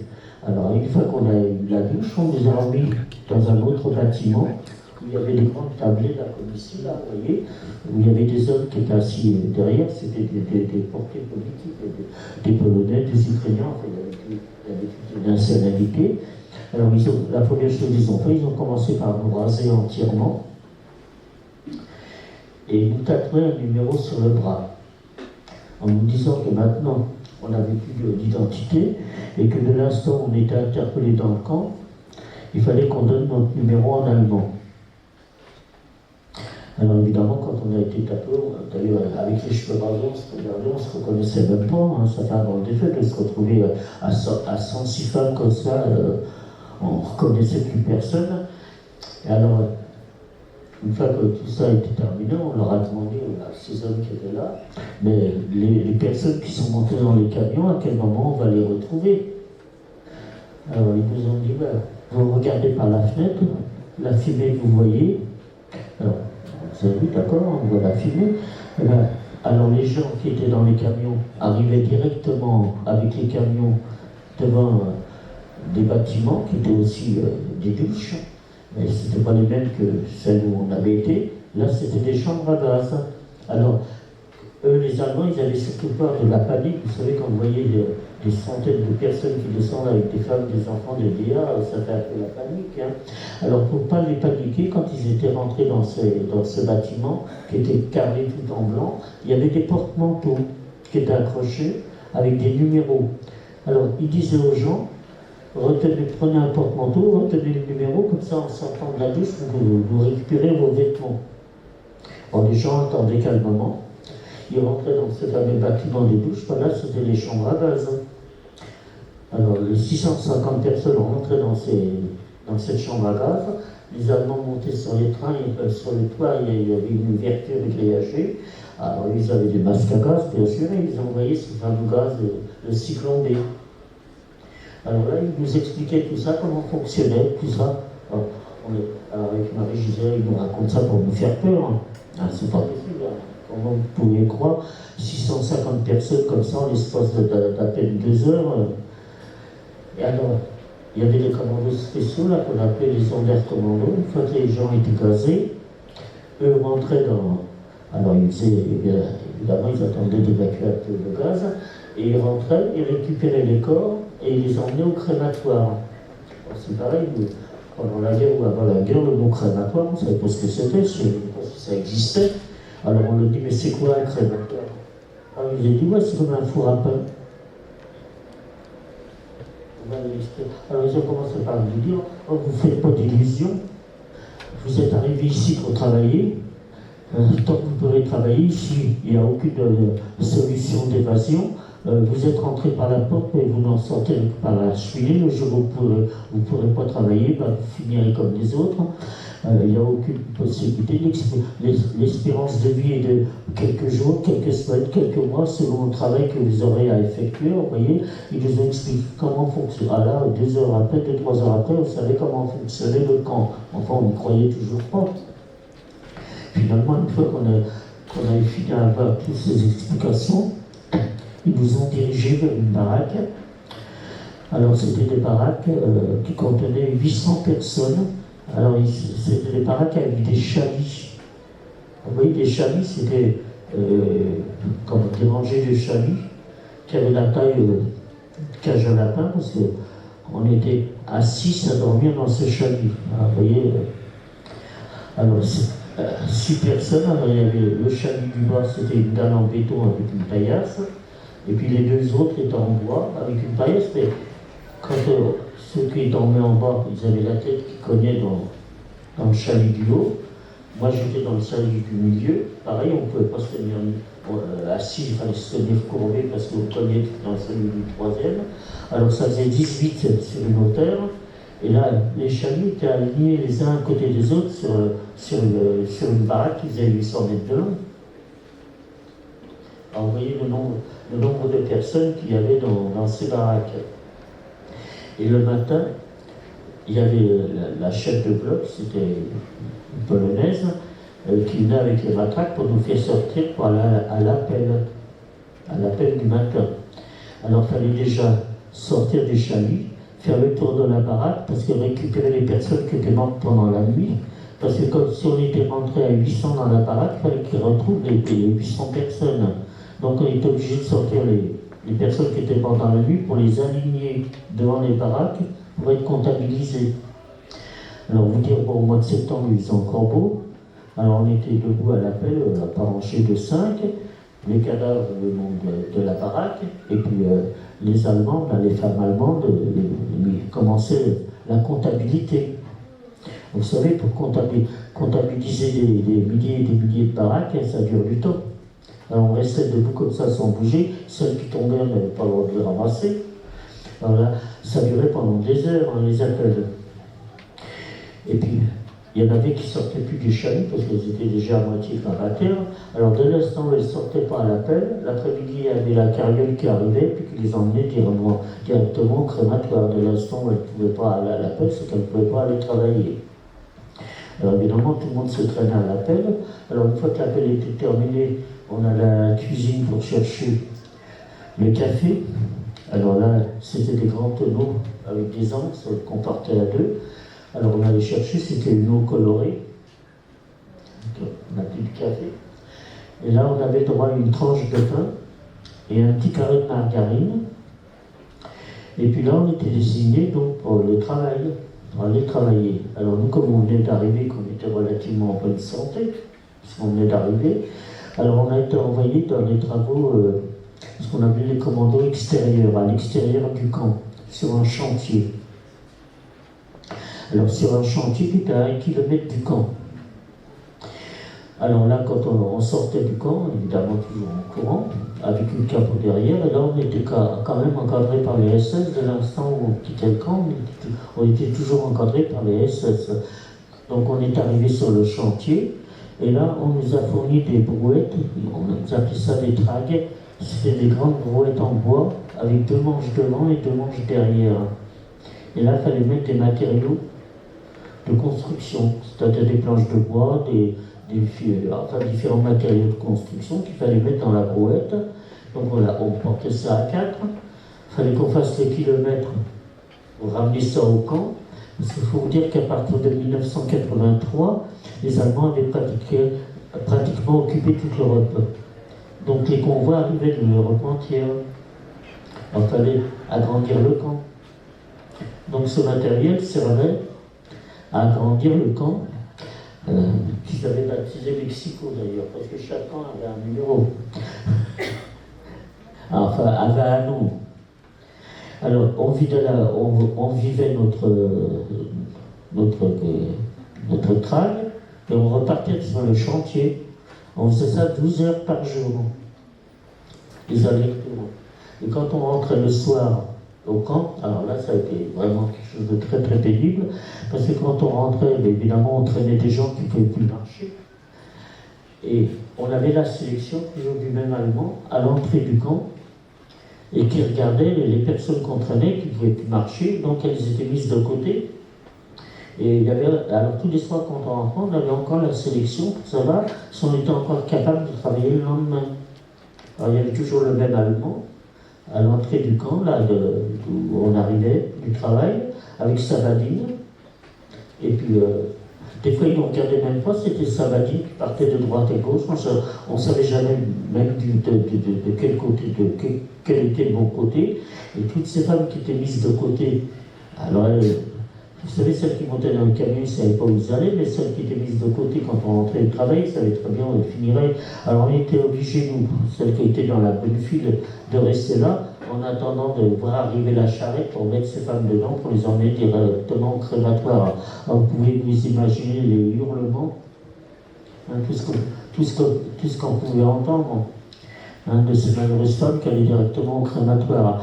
Alors quand on rentrait le soir, on allait chercher à la cuisine la soupe qui était distribuée par les chefs de bloc. Alors évidemment, il y avait des légumes, enfin il y avait un peu de tout, des herbes, on ne sait pas ce qu'il y avait dans cette soupe. Alors à l'époque, comme on nous avait pris tous les bagages, ils nous avaient fourni des grandes gamelles en fer, enfin, à moitié rouillées. Vous voyez quoi, la taille d'une petite bassine, et là on avait le droit à une gamelle pour 4. On n'avait pas de cuillère.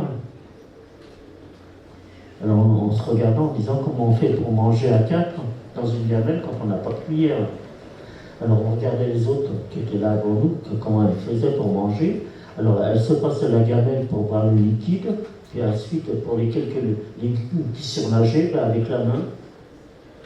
Alors vous aviez les capots qui étaient au loin, les Allemands qui ricanaient, ils disaient, voyez les Juifs, regardez comment ils mangent comme des chiens, c'est pas des êtres humains, vous voyez, parce qu'en dehors de ça, il y avait aussi le problème de complètement déshumanisé, vous voyez, pour vraiment qu'on se comporte. Et alors, les chefs de bloc, par sadisme, quand ils restaient dans le tonneau, quand il restait encore des légumes dans le fond du tonneau, elles retournaient le tonneau dans la neige. Alors vous avez des centaines de femmes qui se précipitaient pour récupérer quelque chose. Alors nous, on s'était donné le mot avec les quelques Françaises qu'on était là, en disant qu'on savait très bien qu'on ne sortirait pas du camp, là, quand on a vu comment fonctionnait le camp, quand ils nous ont dit qu'il n'y aura jamais de survivants. Hein. Là, on s'était rendu compte que c'était vraiment la vérité. Alors on s'était donné le mot en disant on ne va pas se donner en spectacle, hein. De toute façon comme on vivait au jour le jour, hein. Quand on rentrait du travail, on ne savait pas si on allait être vivant le lendemain, donc on s'est dit on ne va pas se donner en spectacle, donc on ne bougeait pas. Et le soir, une fois que tout ça a été terminé, on avait le droit d'aller dans une baraque qu'on appelait les latrines. Les latrines, c'était le même genre de baraque où on dormait, mais là, c'était des baraques avec des trous qui étaient creusés. Alors, vous voyez, des centaines de trous, tête d'êche, pour faire les besoins. Alors, cette baraque, on appelait là, excusez-moi l'expression, elle portait bien son nom, on l'avait appelée Radio Chiotte. Ça portait bien son nom, hein. Mais là, les capis ne rentraient pas parce que ça sentait tellement mauvais. Et alors là, il y avait toutes les baraques, vous savez, toutes les autres baraques, il y avait des déportés comme nous, quoi, qu'on ne connaissait pas, nous, on connaissait que celles qui dormaient avec nous, qui travaillaient avec nous. Et là, dans le camp, il y avait ces fameuses latrines, il y en avait dans différents endroits du camp, parce que 175 hectares, ça fait grand. Hein. Et alors, quand on arrivait donc dans cette fameuse baraque, alors là, il y a les gens des autres baraques qui venaient, les nouveaux transports, alors là, on avait quand même des informations sur la guerre, parce que c'était déjà en 1944, il y avait les informations sur la guerre, que les Allemands commençaient à reculer, alors ça nous remontait le moral en disant la Pologne c'est pas loin de l'Allemagne, on va bientôt être libéré. Vous voyez, on avait quand même des nouvelles. Et puis un soir, alors là c'était en décembre 1943, j'ai vu arriver ma sœur, que j'avais perdu de vue le 16 juillet. Moi, je ne l'ai pas reconnue. C'est elle qui m'a reconnu parce que, vous savez, dans le camp, il y avait quand même des bruits qui couraient quand il y avait des transports qui arrivaient de France. Vous savez, les Françaises se précipitaient toujours dans ces fameuses latrines pour voir s'il y avait des gens qu'elles connaissaient ou des membres de leur famille. Alors évidemment, c'est elle qui m'a reconnu parce que moi, au mois de décembre, ça faisait 3 mois, depuis le mois de septembre, ça faisait que 3 mois que j'étais au camp. Donc disons que physiquement, je n'avais pas tellement changé, parce que vous savez, quand je suis arrivé au camp, vu la galère que j'avais passée, j'avais pas beaucoup de kilos à perdre. Donc, alors évidemment, les retrouvailles ont été un peu pénibles. Hein. Alors quand elle m'a demandé où je travaillais, que je lui dis que je travaillais dans les commandos extérieurs, elle savait très bien, parce que vous voyez, déjà 3 mois après, sur les 106 femmes, on restait plus que 50. Hein. Il y en avait déjà la moitié qui était morte.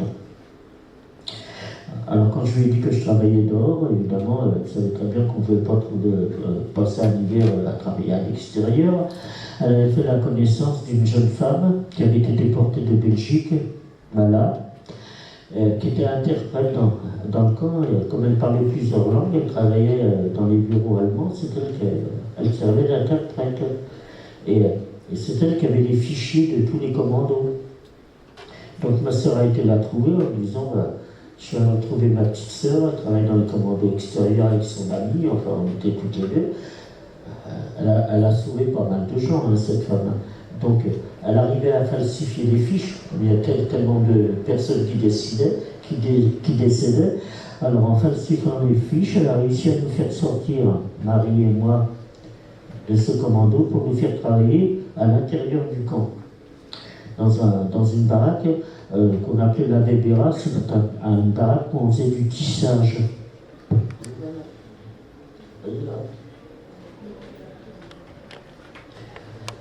Alors, ils nous fournissaient des matériaux, c'est-à-dire des bandes de tissu, des bandes de fil de fer, différents matériaux pour faire des tresses.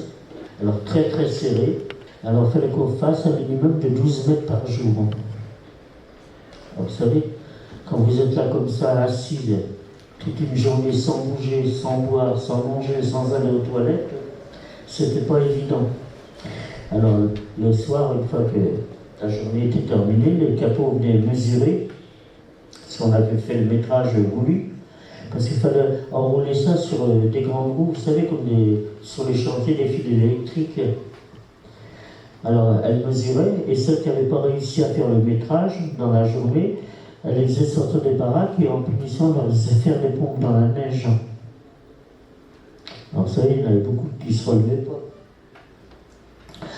Alors finalement, je suis resté à travailler avec Marie dans cette baraque jusqu'en 1944. Au début de 1944, janvier, février, et là ils nous ont fait ressortir de ce travail pour retourner à l'extérieur, parce que le fameux quai où on est arrivé, où il y avait les rails, c'est là qu'ils nous les ont fait démonter.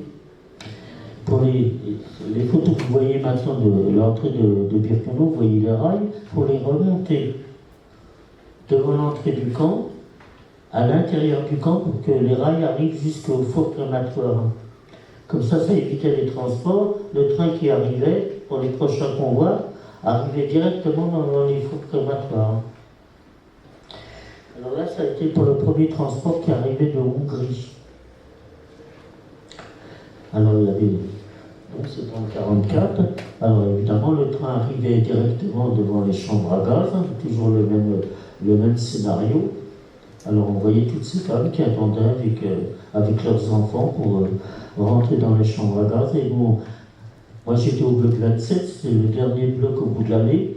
Alors on avait quelques rangées d'arbres, des bouleaux, vous voyez, quelques arbres, mais enfin on voyait au travers.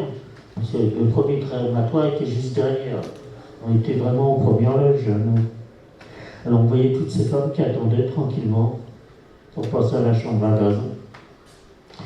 Alors là, à partir de cette période, là, quand on a eu fini, parce que là, pour le travail des rails, là, on travaillait 2 jours, on retournait dans les baraques à l'intérieur, et ils reprenaient d'autres gens, parce que c'est pas facile un coup de travail. Et puis finalement, on a continué à rester à l'intérieur du camp.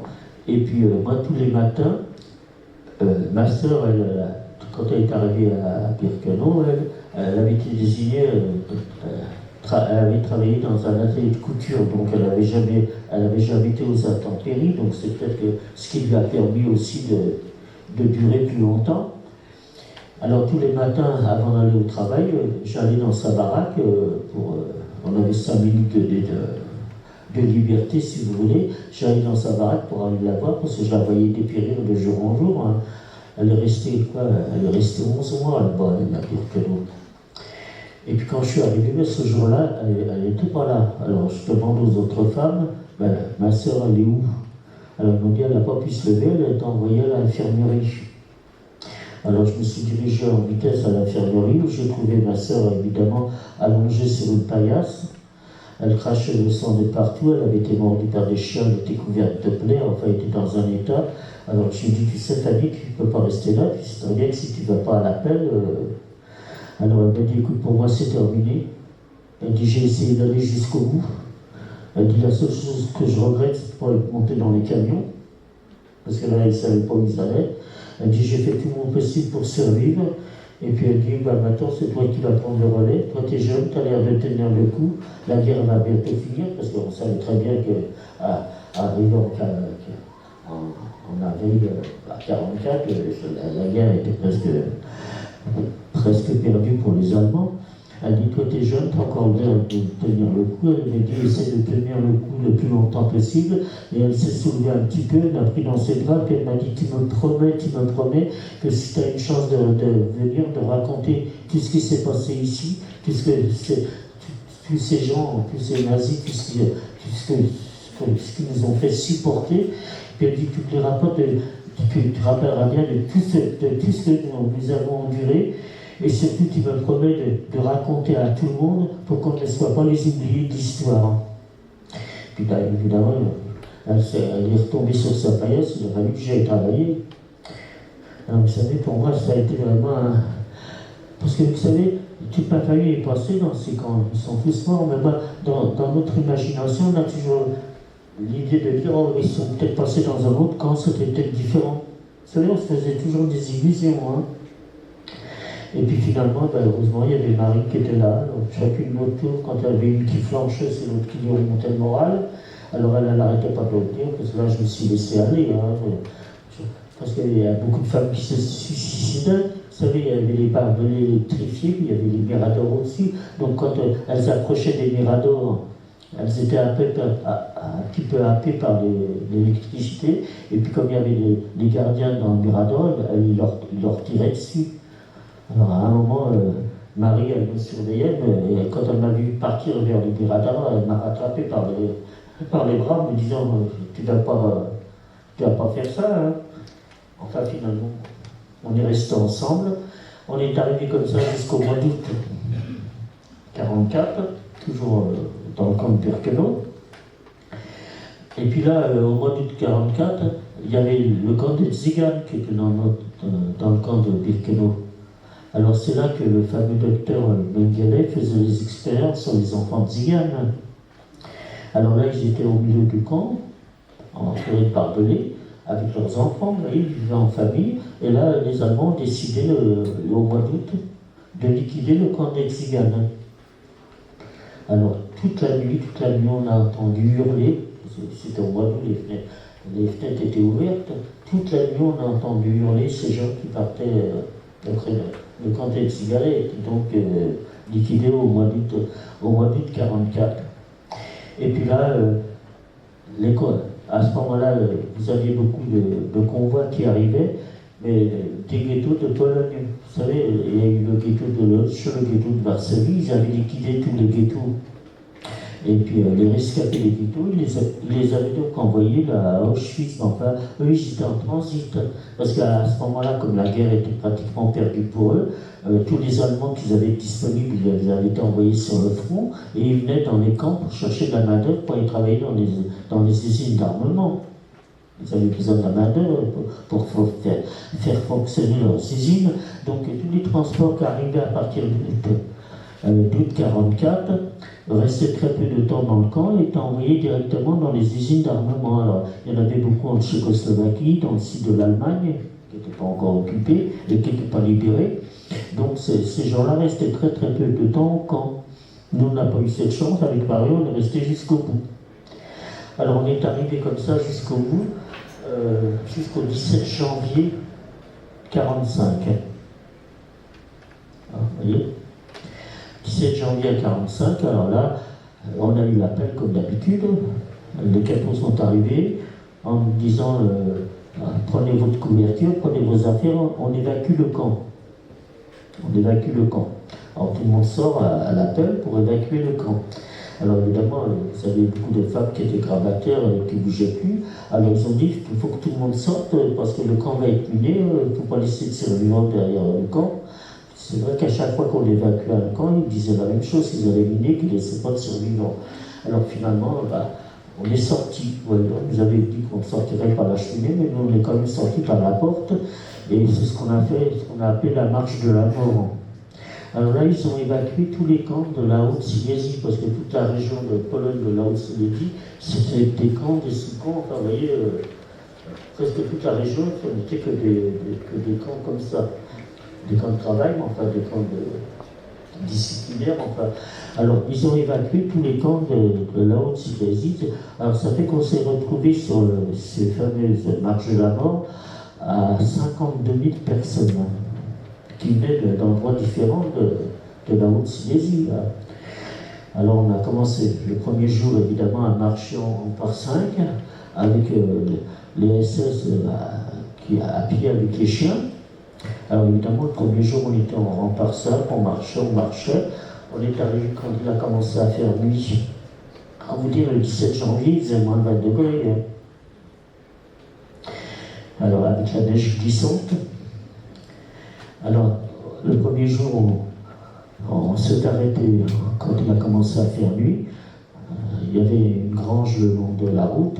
Alors, ils nous ont précipités dans la grange quelques heures. Alors, on s'est couchés les unes sur les autres pour se réchauffer. Au bout de quelques heures, ils nous ont fait ressortir pour reprendre la marche. Alors, évidemment, le deuxième jour, la marche elle était plus par 5, c'était un petit peu dispersé. Ceux qui avançaient vite, ceux qui avançaient moins vite, et puis ceux qui tombaient. Alors ceux qui tombaient, le SS qui nous gardait, eh ben, il venait devant la personne qui était tombée, il leur envoyait une balle dans la nuque. Alors il était obligé de nous les ramasser parce que ceux qui arrivaient derrière nous, qui marchaient, ils butaient sur les corps. Alors on était obligé de les ramasser pour les mettre le long de la route pour pas que les autres ils blessaient. Alors vous voyez, on a marché comme ça jusqu'à Gleiwitz, qui se trouvait, je crois, à 80 ou 90 km du camp d'Auschwitz. Alors là, Gleiwitz, c'était une ville avec une voie de garage, comment on appelle ça, une voie de garage, enfin avec un complexe où il y avait beaucoup de rails, enfin je ne sais pas comment on appelle ça, enfin le mot BSAP. Donc là, il y avait des wagons. Des wagons, c'était pas des wagons bestiaux, c'était des wagons découverts, vous savez, qui transportent le charbon. Alors là, on a été mis, un groupe, on a été mis dans ces wagons découverts. Alors, pour vous dire combien on était, peut-être une cinquantaine dans cet espace, enfin, couchés les unes sur les autres, puis là, comme il neigeait, évidemment, on avait de quoi boire. Et on est arrivé comme ça au camp de Bergen-Belsen, dans le nord de l'Allemagne. Alors le camp de Bergen-Belsen, vous avez dû en entendre parler, c'était un véritable mouroir assez ouvert, parce que les Allemands n'évacuaient même plus les morts, parce que nous on est arrivé en 1945. Les Allemands n'évacuaient plus les morts. Il faut vous dire que le camp de Bergen-Belsen a été libéré par les Anglais le 15 avril. Et ben, le 15 avril, ils ont sorti toutes les personnes qui étaient encore vivantes du camp de Bergen-Belsen, et ils ont été obligés de passer le camp au lance-flammes pour éviter les épidémies, les Anglais. Pour vous dire dans quel état était ce camp de Bergen-Belsen, et les femmes de prisonniers de guerre, vous savez que je vous avais dit qu'on avait vu à Drancy, elles avaient été envoyées au camp de Bergen-Belsen avec leurs enfants. Donc, enfin, vous dire, alors nous, impossible de dormir dans les baraques, parce que je vous dis, il n'y avait pas de place, hein, parce que tous les camps qu'il y avait en Allemagne qui n'avaient pas été libérés étaient surchargés des nouveaux arrivants, donc il n'y avait pas assez de place, donc on dormait dans la neige devant les baraques. Enfin là, on n'est pas resté, encore la chance, on n'est pas resté très longtemps. Il y avait encore des entreprises allemandes qui venaient chercher de la main-d'œuvre pour aller travailler dans les usines d'armement. Ah bah oui, jusqu'au bout, jusqu'au dernier jour. Alors là, on a été sélectionnés à une 50aine de femmes pour aller travailler dans les usines d'armement. Alors là, on nous a remis de nouveau dans les wagons à bestiaux. Mais là, vous dire, alors là, ça a été assez dramatique, parce que comme les Russes, nous, on a quitté le camp d'Auschwitz le 17 janvier, et les Russes sont arrivés tout à fait par hasard, un petit contingent de Russes sont arrivés tout à fait par hasard le 27 janvier à Auschwitz, sans savoir qu'il y avait un camp. Alors, évidemment, ceux qui n'avaient pas fait la marche de la mort, qui étaient restés, ils ont été libérés par les Russes. Alors évidemment, les Russes, ils sont entrés en Pologne très rapidement. Alors évidemment, là, quand ils avançaient très rapidement, les Allemands reculaient, donc ils les ont mis dans ces wagons à bestiaux pour aller travailler dans le sud de l'Allemagne. Alors là, les Russes bombardaient les lignes de chemin de fer d'un côté, les Alliés bombardaient de l'autre côté, et puis nous, on était enfermés dans les wagons à bestiaux. On se dit, maintenant que la guerre est finie, on va mourir sur les bombes des Alliés. Enfin, finalement, on a encore eu des facteurs chance. On a été mis sur une voie de garage en attendant qu'il réparent les rails, parce que vous savez, le transport des Juifs était prioritaire. Alors ils ont fini par réparer les rails et on est reparti. Et on est arrivé à Flossenburg, qui était dans le sud de l'Allemagne, mais on n'est pas arrivé au camp de Flossenburg, on est arrivé dans une annexe du camp, qui était un peu plus loin du camp, enfin qui dépendait du camp de Flossenburg. Alors là, on a été travailler, je crois, une semaine, dans une usine d'armement. On a été travailler pendant une semaine et puis l'usine a été bombardée. Donc on s'est trouvé bloqué au camp de Flossenburg. Et au bout de quelques jours, ils ont quand même fini par trouver un train. Donc on nous a mis dedans et on est arrivé au camp de Mauthausen en Autriche. Alors on est arrivé là à peu près vers le 15 avril. Alors tous les camps avaient déjà été libérés, mais nous malheureusement pas en Autriche. Alors on a débarqué au camp de Mauthausen. Alors la gare était à peu près à 6 km du camp. Alors, on a fait tout le trajet à pied. Alors là, il y avait les Autrichiens qui traversaient des villages, qui nous lançaient des pierres quand on passait. On a fini par arriver au camp de Mauthausen. Alors le camp de Mauthausen était sur une colline en hauteur. Et peut-être la moitié du camp de Mauthausen, c'était les anciens brigadistes espagnols qui avaient été déportés dans ce camp, au camp de Mauthausen. Alors on est arrivé, on nous a mis sur la place d'appel comme d'habitude, et là on était plus gardé par les SS, ils avaient été envoyés au front, ils avaient réquisitionné des vieux soldats, vous savez, de la Wehrmacht, des vieux, pour remplacer les gardiens. Alors eux, ils étaient un peu plus tolérants, hein. On les avait mis là de force. Alors on était sur la place d'appel, ils nous ont dit, vous allez vous déshabiller, vous allez prendre une douche. Alors on a dit, oui, la douche, on connaît, hein, il n'en est pas question. Alors il a dit non, vous comprenez, vous êtes couverts de vermine, il y a des épidémies de typhus, il faut absolument, c'est des vraies douches, enfin voilà. J'ai essayé de nous convaincre, puis on a dit bon, bah, maintenant c'est la fin de la guerre, si on va mourir, on va mourir debout sur la place d'appel, mais on n'ira pas plus loin. Alors on est resté pendant des heures debout, sans bouger, puis quand ils ont vu qu'on ne bougeait pas, ils nous ont, dans le bras du camp de Mauthausen, il y avait 2 baraques de vide avec une petite courette. Alors ils nous ont propulsés en contrebas du camp de Mauthausen, dans ces 2 baraques. Alors, on n'était pas nombreux là. Alors là, on avait de l'aise, alors tous les matins, on avait l'appel, comme si de rien n'était, enfin de moins en moins de nourriture, et puis comme c'était au début du mois de mai, on était assis devant notre petite courette avec Marie, puis il y avait 3 autres femmes qui étaient des étrangères qui sont venues joindre à nous. Alors on avait l'appel le matin, bon, de temps en temps, ils nous donnaient une tranche de pain avec quelque chose, et puis c'est tout ce qu'on avait comme nourriture. Alors on sortait après, on était assis dans la cour, comme il y avait du soleil, là on voyait, c'est beau. Et puis on disait, ben, ça y est, maintenant on n'ira plus loin, c'est terminé, on termine là comme ça, malheureusement. Et puis arrivé au 5 mai 1945, on a eu l'appel le matin encore, on est rentré dans les baraques, et on est ressorti, et puis à 1h de l'après-midi, on a vu le drapeau blanc sur la forteresse de Mauthausen. Les Allemands donc s'étaient rendus. Enfin, ils avaient quitté le camp, ils ne s'étaient pas rendus, ils avaient quitté le camp en disant aux prisonniers du camp de Mauthausen, on va revenir, on a miné le camp, on va faire sauter le camp, on laisse pas de survivants, on va revenir, ne vous inquiétez pas, vous n'êtes pas prêts d'être libérés. Alors, ils sont partis, ils ont ouvert les portes, et puis ils devaient revenir donc, pour liquider le camp. Alors là, on a vu descendre les premiers prisonniers du camp de Mauthausen qui descendaient en courant vers nous, on était en contrebas, en disant ne restez pas là, les Allemands vont revenir, ils vont tuer tout le monde. Enfin, vous savez, toujours la même rengaine.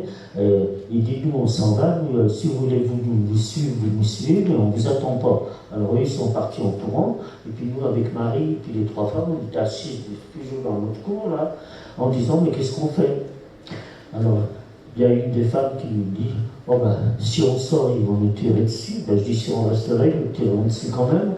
Alors je dis ben, qu'est-ce qu'on fait? On va risquer. Alors on est sortis avec Marie, puis les 3 femmes. Toutes les autres étaient dans les baraques, elles ne bougeaient plus. Alors on a longé un sentier qui était au bord du Danube. Alors, je peux vous dire que le Danube, il n'est pas bleu. Là, c'est une légende.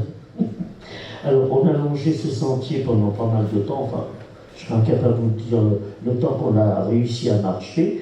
On est arrivé dans une clairière où il y avait un bâtiment. Alors c'était un ancien couvent qui avait été transformé en hôpital militaire pour les SS qui avaient été blessés au front. Et devant la porte de ce couvent, il y avait des prisonniers de guerre français qui étaient là, qui travaillaient dans cet hôpital comme aides-soignants. Alors là, ils étaient devant le couvent, parce qu'au loin, il y avait une nationale où on voyait passer des engins militaires. Alors au loin, ils regardaient les engins militaires, quand c'est camouflé, on ne sait pas à qui ils appartiennent. Alors nous, on est arrivés, puis on s'est écroulé devant eux, on n'a pas pu aller plus loin. Alors ils nous ont ramassés, ils nous ont emmenés dans leur baraquement qu'ils avaient dans le fond du jardin. Ils ont essayé de nous nourrir, bien sûr, dans l'état où on était, on n'a pas. Et puis, finalement, les Allemands ont capitulé le 8 mai. Donc on est resté donc, dans les baraques des prisonniers, là, on est resté pendant 3 jours pratiquement inertes. Et puis, quand les Américains, il y a un petit groupe de l'armée américaine qui est venu occuper l'hôpital qui était rempli par les SS, là. Alors évidemment, les Français ont été détrouvés en disant qu'ils avaient récupéré des femmes, qu'ils ne savaient pas quoi faire, qu'on était en train de mourir. Alors évidemment, ils sont venus nous récupérer. Alors ils ont commencé par nous désinfecter, vraiment, dans l'état où on était. Ils nous ont fait prendre une douche. Ils nous ont pesé. Alors là, je pesais plus que 32 kilos. Voyez, et comme ça se termine. Et puis là, ils nous ont passé des examens un peu plus approfondis. Et on avait attrapé le typhus, parce que dans les 2 baraques où on était, au camp de Mauthausen, c'était l'ancienne infirmerie. Alors là, évidemment, le typhus se soigne quand on a les médicaments puis l'hygiène qu'il faut. Donc on est resté dans cet hôpital, enfin dans ce couvent, soigné par les Américains, jusqu'à fin mai 1945. Alors là, on commençait à peine à tenir debout, mais enfin on était guéris. Alors là, on a été rapatriés, ils nous ont emmenés sur un petit terrain militaire, et on a été rapatriés par une forteresse volante américaine. On a été rapatriés donc sur la France, sur Villacoublay, c'était un terrain militaire. On était mariés, moi, parce que comme les deux autres femmes c'était des étrangères, elles devaient être envoyées ailleurs. Et quand on est arrivé sur le terrain, on est descendu de l'avion, il y avait un petit quart de police qui nous attendait. Alors on s'est regardé, ils sont venus vers nous, on s'est reculé, là, on était avec les pilotes américains. On a dit non, on ne monte pas avec eux, là, ils nous ont amenés déjà pour nous déporter. On ne savait pas ce qui s'était passé avec la police française, enfin on savait, mais enfin, on ne se rendait pas compte, nous, un an après la guerre, qu'est-ce qu'étaient devenus les policiers. Alors on leur avait dit aux Américains, non, on ne part pas avec eux, on n'est pas question. Alors je ne sais pas, ils ont été chercher un gradé, qui a commencé à discuter, enfin qui a commencé par nous expliquer, donc ils venaient nous chercher pour nous emmener à l'hôtel Lutetia. Là, ils avaient réquisitionné l'hôtel Lutetia pour recevoir les survivants. Alors on a fini par monter quand même dans le car de police. C'est bien, on avait été emmené par les policiers, puis c'était eux qui sont venus nous rechercher. Et puis quand on était arrivé à l'hôtel Lutetia, évidemment, il y avait des centaines de personnes qui attendaient avec des photos dans la rue. Vous savez, à chaque fois qu'on annonçait qu'il y avait des survivants, toutes les familles qui étaient là venaient voir s'il y avait de la famille. Alors là, évidemment, on a fini quand même par rentrer dans l'hôtel Lutetia. Alors là, il y avait un bureau. Alors ils nous ont fait des cartes d'identité provisoires. Évidemment, la carte d'identité, je ne me rappelais plus. Je savais que j'étais né au mois de janvier, mais enfin, je ne me rappelais plus si c'était le 5, le 15 ou le 25. Je savais qu'elle est à 5. Alors j'avais dit, j'avais pris le 15 au hasard, parce que je ne me rappelais plus. Là, depuis, je suis toujours né le 15 janvier, alors que je suis né le 5 janvier. Quand j'ai eu mon extrait de naissance, j'ai quand même vu ma date de naissance. Alors finalement, ils nous ont fait donc les cartes d'identité provisoires. Ensuite, il y a eu un bureau avec des militaires pour un interrogatoire, parce que vous aviez beaucoup de gens à la libération de Paris qui avaient collaboré, qui étaient partis avec les Allemands à la libération, et qui essayaient de se faire rapatrier en tant que déportés. Alors on avait un interrogatoire par la police militaire, mais comme nous, on était tatoués, parce que c'est le seul camp où ils tatouaient à Auschwitz. Alors comme on était tatoués, donc l'interrogatoire, ça a été vite fait. Alors ensuite, ils nous ont fait passer une visite médicale assez sommaire. Alors ceux qui étaient malades ont été envoyés dans les hôpitaux, ils sont restés là. Et ensuite, il y avait un bureau qui était affecté pour nous donner une certaine somme d'argent pour partir.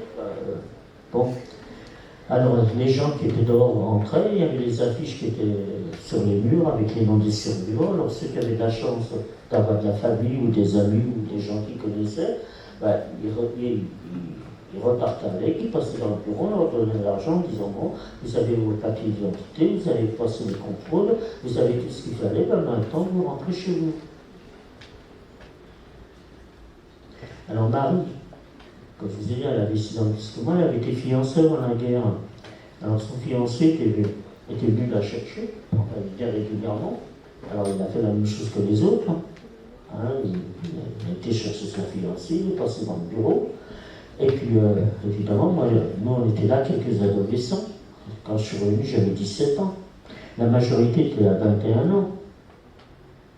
Alors évidemment, comme personne ne venait nous chercher, on a été obligé de rester à l'hôtel Lutetia. Ils nous ont dit on va vous patienter 48 heures. Si personne ne vient vous chercher, il y a des associations qui vont venir vous récupérer.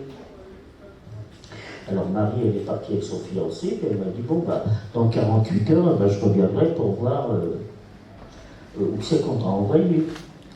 Alors on a patienté les 48 heures, ensuite la fameuse association est arrivée, c'était l'OSE, l'œuvre de secours aux enfants. Vous savez, c'est qui tenaient les orphelinats, enfin clandestins.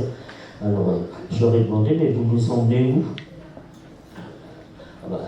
Ah ils nous emmènent dans un orphelinat, ou voulez-vous qu'ils nous emmènent? Alors finalement, moi j'ai pas voulu. J'ai dit, non mais pas question, hein.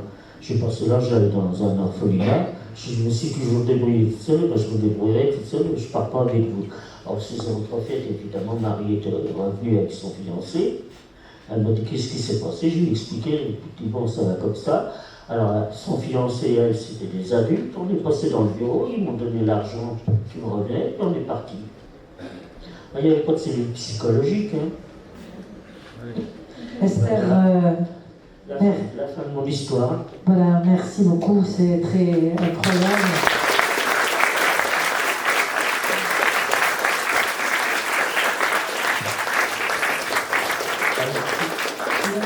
Le temps court trop vite.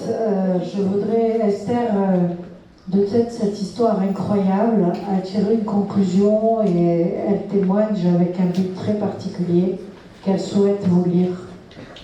Alors voilà. Alors j'ai écrit un texte justement, un message pour les jeunes, puisque nous, c'est votre avenir. Hein. Si vous savez, si à notre âge on se dérange un peu dans toute la France et même dans toute l'Europe pour témoigner, c'est pour, on espère qu'il en restera quelque chose. Alors voilà, je vais vous lire. Mes enfants, aujourd'hui je vous lance un appel solennel en faveur de la paix. Les guerres actuelles ne se déclenchent pas uniquement pour des raisons politiques. Si l'on se réfère aux conflits qui ensanglantent notre monde, on voit qu'elles ont aussi des causes idéologiques, ethniques ou religieuses. Aujourd'hui, nous ne sommes plus qu'une poignée de survivants des crimes nazis. C'est à vous, mes chers enfants, que je m'adresse maintenant. Lorsqu'on n'aime pas son voisin parce qu'il est différent, cela s'appelle du racisme. C'est ce racisme qui a conduit à la déportation de millions de personnes innocentes. C'est au nom du racisme que les pires horreurs sont commises. Et pourtant, tous les enfants du monde sont pareils à vous. Je compte sur vous, mes enfants, pour que lorsque nous ne serons plus là, nous qui avons connu les camps et pouvons certifier qu'ils ont bien existé, vous puissiez témoigner en notre nom à tous, face aux négationnistes, aux révisionnistes et autres faussaires de l'histoire. Vous devenez maintenant nos témoins, comme nous-mêmes avons été les témoins et les victimes de ces atrocités. Vous devez faire preuve de tolérance et reconnaître le droit à la différence. Je le répète, ne vous laissez pas entraîner sur la voie du racisme et de la xénophobie, c'est-à-dire la haine de l'étranger. Elle conduit aux crimes les plus horribles. Acceptez d'être différents les uns des autres. Nous vous faisons confiance, vous êtes notre avenir. Ne nous décevez pas, faites preuve de tolérance et de compréhension si vous voulez continuer à vivre dans un monde de paix. Vous vivez en France, dans un pays démocratique. Alors, mes chers enfants, essayez de protéger ce pays le plus longtemps possible.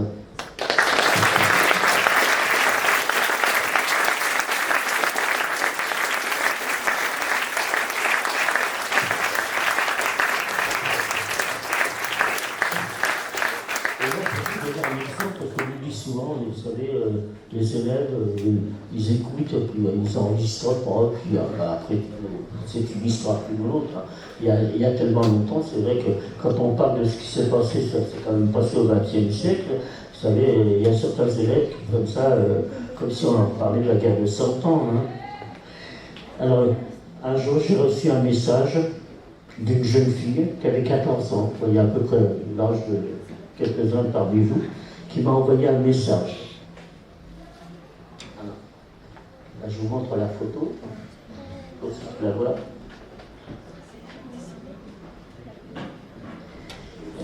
Et alors, pour vous dire que ce qui nous réconforte de continuer à témoigner, c'est quand on reçoit des messages comme ça. Alors, il y a marqué, vous voyez, sur la caricature, hein, il y a marqué « Merci Madame Senot. Merci à vous pour ce précieux moment, de nous avoir consacré de votre temps pour nous alerter de l'avenir et nous partager vos souvenirs. Avec un témoignage plus que bouleversant, allant du tragique à votre épanouissement. Une réflexion à porter sur notre société passée et son présent, nous démontrant ainsi notre chance d'être en démocratie. Accompagné de mots touchants, avec ce message puissant, la paix ne peut être perpétuée que par le biais de notre respect. Votre message distingué est passé, votre mémoire sera perpétuée et votre histoire sera bien racontée. Cette transmission, nous la préserverons, nous la communiquerons. Vous voyez, ça c'est une lettre de troisième. Nous envoie des messages comme ça. Vous voyez, ça nous réconforte pour la suite en espérant que vous serez, vous, nos prochains témoins. Merci de m'avoir écouté. Merci.